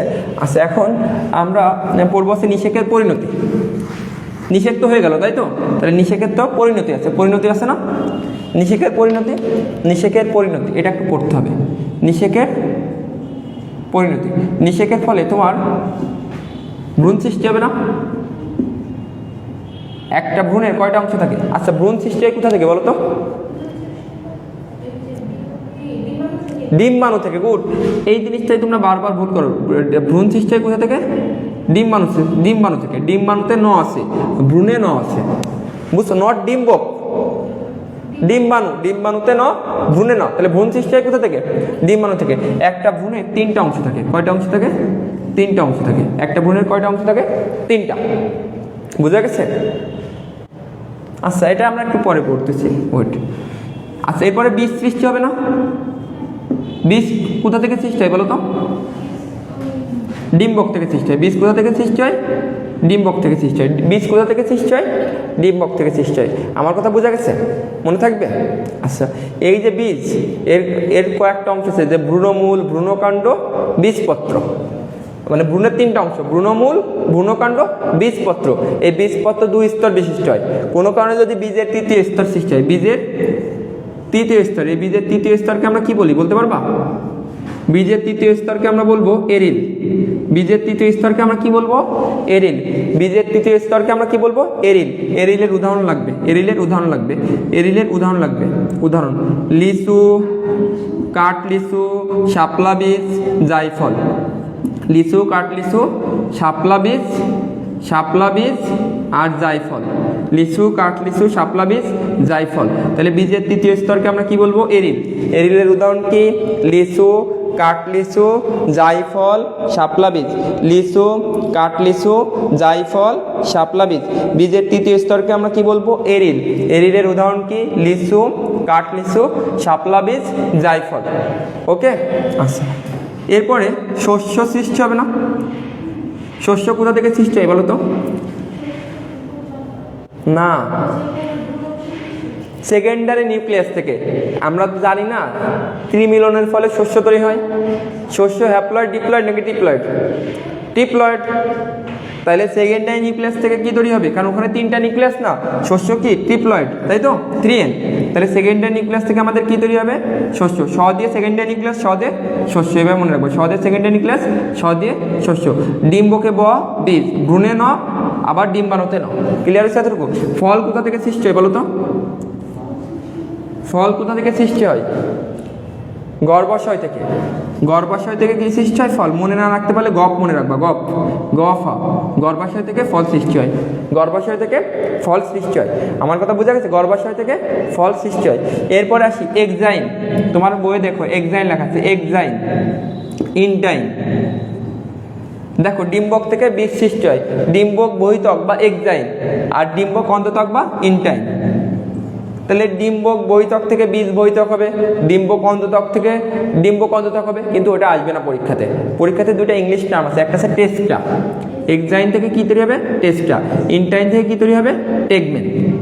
কীভাবে মনে রাখতে পারো? Test exam, test exam, test exam, testa exine, testa exine, testa exine. মনে থাকবে? Testa exine, testa exine, testa exine. Okay, এরপরে দেখো, একটু খেয়াল করে দেখো তো, পরিভ্রূণ বা পেরিস্পার্ম কোথা থেকে তৈরি হয়? পরিভ্রূণ বা নিউসেলাস থেকে। নিউসেলাস থেকে। কি থেকে? নিউসেলাস। নিউসেলাস আছে না? নিউসেলাস থেকে কি তৈরি হবে বলো তো? পেরিস্পার্ম। পেরিস্পার্ম বা পরিভ্রূণ আছে? পেরিস্পার্ম বা পরিভ্রূণ, এই কটাই গুরুত্বপূর্ণ। আমার কথা বুঝছো? বাদ বাকিগুলো একটু দেখবা। ডিম্বক মূল কি হবে? বীজ মূল। ডিম্বক নাভি, বীজ নাভি। সহকারী কোষ, প্রতিপাদ কোষ, এগুলো নষ্ট হয়ে যায়। সহকারী কোষ, প্রতিপাদ কোষ, এগুলো কি হয়ে যায়? নষ্ট হয়ে যায়। ডিম্বক নাড়ি, বীজের বোটা। কারণ ডিম্বক নাড়ি কি? ডিম্বকের বোটার অংশকে আমরা কি বলছিলাম? ডিম্বক নাড়ি, তাই তো? তাহলে ডিম্বক নাড়ি কি হবে? বীজের বোটা হবে বা বীজ বৃন্ত হবে। আমার কথা বোঝা গেছে? তাহলে এই জিনিসগুলো পড়বা। আমরা তাহলে অজন প্রজননে যাই। অজন প্রজনন, অজন প্রজনন। অজন প্রজনন হয় দুইভাবে। অজন প্রজনন হয় কয়ভাবে? দুইভাবে হয়। একটা হচ্ছে স্পোরের মাধ্যমে হয়, আর একটা হচ্ছে দেহ অঙ্গের মাধ্যমে হয়। দেহ অঙ্গের মাধ্যমে হয় কার? উন্নত উদ্ভিদের ক্ষেত্রে, মানে আবৃত বীজের ক্ষেত্রে। আর নিম্ন শ্রেণীর উদ্ভিদের ক্ষেত্রে কি হবে? স্পোরের মাধ্যমে। এখন এখানে কিছু শর্টকাট লিখে রাখো। লেখো পাকা গনিমিয়া, পাকা গনিমিয়া। পা দিয়ে পেনিসিলিয়াম, পা দিয়ে দেখো পেনিসিলিয়াম। ক দিয়ে কি? কনিডিওস্পোর বা কনিডিয়া আছে না বইয়ে? তাহলে পা দিয়ে পেনিসিলিয়াম, ক দিয়ে কি? কনিডিয়া বা কনিডিওস্পোর। মনে থাকবে? গনি দিয়ে আসছে গনিডিয়া, গনি দিয়ে কি? গনিডিয়া। আর মিয়া দিয়ে কি? মিউকর। মিয়া দিয়ে কি? মিউকর। তাহলে অ্যাগারিকাসটা বাকি আছে, তাই তো? অ্যাগারিকাসের ক্ষেত্রে মনে রাখবা ব্যাসিডিওস্পোর। অ্যাগারিকাসের ক্ষেত্রে কি? ব্যাসিডিওস্পোর। ওকে, তাহলে পাকা গনিমিয়া ভুল যাবে। পা দিয়ে পেনিসিলিয়াম, ক দিয়ে কনিডিয়া বা কনিডিওস্পোর, গনি দিয়ে গনিডিয়া, মিয়া দিয়ে মিউকর, মিয়া দিয়ে মিউকর। আচ্ছা, এরপর লেখো হোমোস্পোর। হোমোস্পোরের জন্য লিখে রাখো হোম লাইফ। হোমে কি হবে বলো তো? হোমোস্পোর। লাই দিয়ে লাইকোপোডিয়াম, লাই দিয়ে কি হবে? লাইকোপোডিয়াম। আর ফ দিয়ে ফার্ন, ফ দিয়ে ফার্ন। তাহলে হোমোস্পোর হচ্ছে লাইকোপোডিয়াম ফার্ন, লাইকোপোডিয়াম ফার্ন। আর তাহলে হেটারোস্পোর দেখো তোমার বইয়ে আছে সিলাজিনেলা শুষ্নি শাক। ওটার জন্য কি আর শর্টকাট লাগবে? পারবা না? সিলাজিনেলা শুষ্নি শাক, যাতে ওলট পালট না হয় আমি একটা শর্টকাট লিখে দিছি। ওকে, তাহলে সিলাজিনেলা শুষ্নি শাক আছে হেটারোস্পোর। আর হোম লাইফ হোমোস্পোর, লাইকোপোডিয়াম ফার্ন, পাকা গনিমিয়া। ওকে, এবার দেহ অঙ্গ। প্রথমে আসে মূল। মূল, মূলের জন্য লেখো মিষ্টি মেয়ে ডালিয়া শতকাক পেটালো। মিষ্টি মেয়ে ডালিয়া শত কাক পেটালো। লিখছো মিষ্টি মেয়ে ডালিয়া শত কাক পেটালো, মিষ্টি মেয়ে ডালিয়া শত কাক পেটালো। তাহলে মিষ্টি দিয়ে মনে রাখবো আসছে মূল, আর মিষ্টি মেয়ে দিয়ে মিষ্টি আলু। মিষ্টি মেয়ে দিয়ে কি হবে? মিষ্টি আলু। মিষ্টি মেয়ে দিয়ে মূল, মিষ্টি মেয়ে দিয়ে মিষ্টি আলু, নট গোল আলু। মিষ্টি আলু কি মূলের স্ফীত অংশ, তাই তো? আর গোল আলু কার অংশ বলো তো? কাণ্ডের, তাই তো, স্ফীত অংশ। পড়ছো না এগুলো? নগ্নবিধিতে আসছে, দেখবা ডালিয়া শতমূলি কাকরোল পটল। ক্লিয়ার? আমার কি আর লেখা লাগবে? পারবা না? মিষ্টি মেয়ে ডালিয়া শত কাক পেটালো। এরপরে লেখো কাণ্ড। কাণ্ডর জন্য লেখো ওগো প্রিয়া আসো, ওগো প্রিয়া আসো। লিখছো ওগো প্রিয়া আসো। এই যে আজকে মনে হয় বৃষ্টি হচ্ছে না, তাই তো? এই বৃষ্টির জন্য তো এরকম রোমান্টিক কথাবার্তা বলো, তাই তো? ওগো প্রিয়া আসো। তাহলে ও দিয়ে কি বলো তো? হ্যাঁ, ওলকসো। গো দিয়ে কি হবে বলো তো? গো দিয়ে গোল আলু, প্রিয়া দিয়ে পেঁয়াজ, আ দিয়ে আদা, স দিয়ে সটে। আমি এগুলো লিখলাম না, বুঝছো? ওগো প্রিয়া আসো, ওলগোসো গোল আলু, পেঁয়াজ আদা সটে। কাণ্ড আছে দেখো, কাণ্ড পাচ্ছ না বইতে? খুঁজে খুঁজে পাইছো? ওখানে লিখে রাখো ওগো প্রিয়া আসো, ও দিয়ে ওলকসো, গো দিয়ে গোল আলু, পেঁয়াজ আদা সটে। ওকে, এরপরে লেখো সাকার। সাকারের ক্ষেত্রে লেখো শাকিরা আপু চক দিয়ে বাসাকে, শাকিরা আপু চক দিয়ে বাসাকে, চক দিয়ে বাসাকে। লিখছো শাকিরা দিয়ে সাকার, আ দিয়ে আনারস, পাইছো? পু দিয়ে পুদিনা, চ দিয়ে চন্দ্রমল্লিকা। আমার কথা বুঝছো? ক দিয়ে কি বলো তো? কলা আছে এখানে, কলা আছে না? ক দিয়ে কলা, আর বাসে বাস, বাসে বাস। বুঝা গেছে? শাকিরা আপু চক দিয়ে বাসাকে। পারা যাবে? তাহলে মূলে মিষ্টি মেয়ে ডালিয়া শতকাক পেটালো, কাণ্ড ওগো প্রিয়া আসো, সাকার শাকিরা আপু চক দিয়ে বাসাকে। বুঝা গেছে? এরপরে ওই দেখো তোমার বইয়ে লেখা আছে বুলবিল আছে না, চুপ্রিয়ালো। বুঝা গেছে? বুলবিল। পাতা, পাতার মাধ্যমে কি বলতো? পাথরকুচি, পাতার মাধ্যমে পাথরকুচি, তাই তো? তারপর আছে পর্ণকাণ্ড আছে না, কি হবে? ফণিমনসা।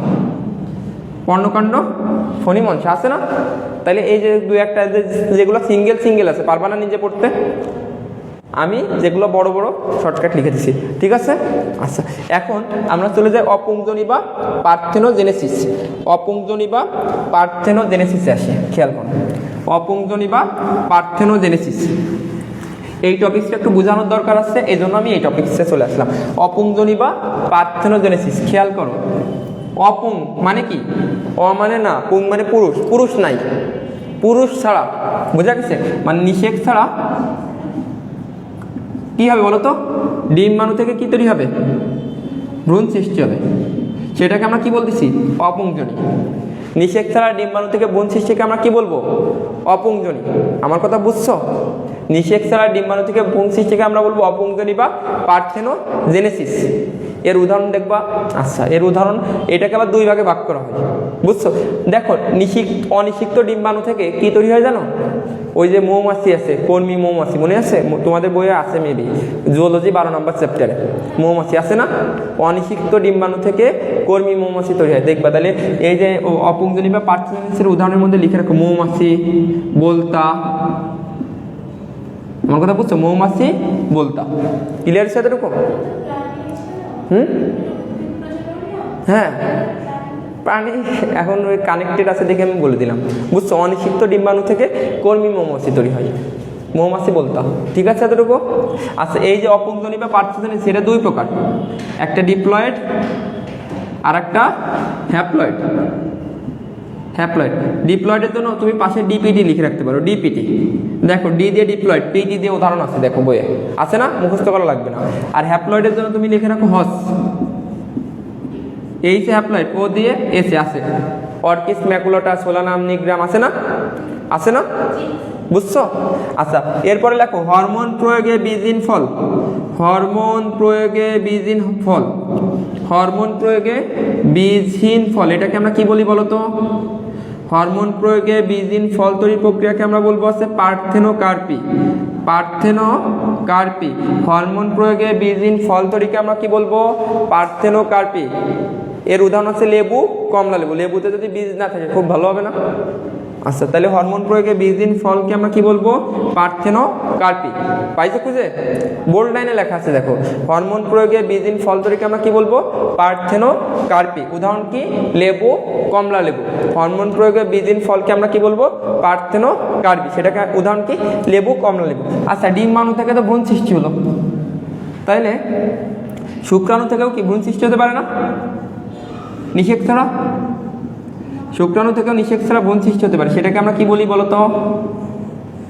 অ্যান্ড্রোজেনেসিস। অ্যান্ড্রোজেনেসিস। শুক্রাণু থেকে নিষেক ছাড়া ভ্রূণ সৃষ্টিকে আমরা কি বলবো? অ্যান্ড্রোজেনেসিস। নিষেক ছাড়া শুক্রাণু থেকে ভ্রূণ সৃষ্টিকে আমরা কি বলবো? অ্যান্ড্রোজেনেসিস। এর উদাহরণ হচ্ছে তামাক। উদাহরণ কি? তামাক। তামাক, তাই তো? তামাক, নিকোটিনিয়া টোবাকাম, তাই তো? তামাক বা টেবাকাম আছে বই? আচ্ছা, তাহলে এই টপিকসটা আমাদের শেষ, নিকোটিনিয়া টোবাকাম। আচ্ছা, এবার আমরা 4-5টা ওয়ার্ড শিখে আমাদের ক্লাস শেষ। আর 5 মিনিট লাগবে, ঠিক আছে? 5টা মিনিট, একটু ধৈর্য ধরে শোনো। 5টা মিনিট। অ্যাপোগামী। অ্যাপোগামী। তারপর লেখো অ্যাপোস্পোরি। অ্যাপোস্পোরি। তারপরে আসছে অ্যাডভেন্টেটিভ এমব্রায়োনি। অ্যাডভেন্টেটিভ এমব্রায়োনি। দেখো, এই জায়গাটা খুবই গুরুত্বপূর্ণ। অ্যাগামোস্পার্মি। অ্যাগামোস্পার্মি। আর সিউডোগামী।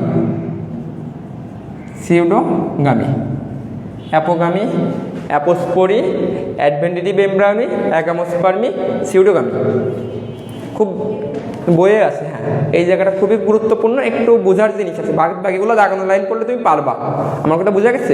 বাট এই জায়গাটা খুবই গুরুত্বপূর্ণ, এগুলো সব আনকমন ওয়ার্ড, তুমি আগে কখনো পড়ো নাই, আমার কথা বোঝা গেছে? তো এই জায়গাটা একটু পড়তে হবে। দেখো, এই যে একটা ভ্রূণথলি, ভ্রূণথলি না? ভ্রূণথলির কোথা থেকে ভ্রূণ সৃষ্টি হয় বলো তো? ডিম্বাণু থেকে। যদি ডিম্বাণু বাদে ভ্রূণথলির অন্য অংশ থেকে যদি ভ্রূণ সৃষ্টি হয় নিষেক ছাড়া, ডিম্বাণু বাদে কি আছে? সহকারী কোষ, প্রতিবাদ কোষ, সেকেন্ডারি নিউক্লিয়াস থেকে তো শস্য হয়, ওটা বাদ। তাইলে ডিম্বাণু বাদে কোথা থেকে? সহকারী কোষ, আর একটা কি বলতো? প্রতিবাদ কোষ। এখান থেকে কি তৈরি হবে বলতো? নিষেক ছাড়া ভ্রূণ সৃষ্টি হবে। নিষেক ছাড়া ভ্রূণ সৃষ্টি হবে, সেটাকে আমরা কি বলবো? অ্যাপোগামী। অ্যাপোগামী, আমার কথা বুঝছো? ডিম্বাণু বাদে সহকারী কোষ বা প্রতিবাদ কোষ থেকে নিষেক ছাড়া ভ্রূণ সৃষ্টিকে আমরা কি বলবো? অ্যাপোগামী। ক্লিয়ার আছে এতটুকু? এবার আসি অ্যাপোস্পোরি। অ্যাপোস্পোরি খুব গুরুত্বপূর্ণ। অ্যাপোস্পোরি, আমরা কোন কোষ থেকে ভ্রূণথলি পাইছিলাম বলতো? কোন কোষ থেকে?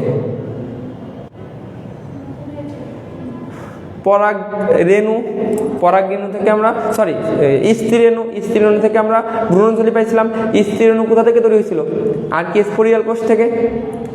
আর্কিস্পোরিয়াল কোষ থেকে পেলাম আমরা স্ত্রীরেণু। স্ত্রীরেণু থেকে আমরা পাইলাম ভ্রূণথলি, তাই তো?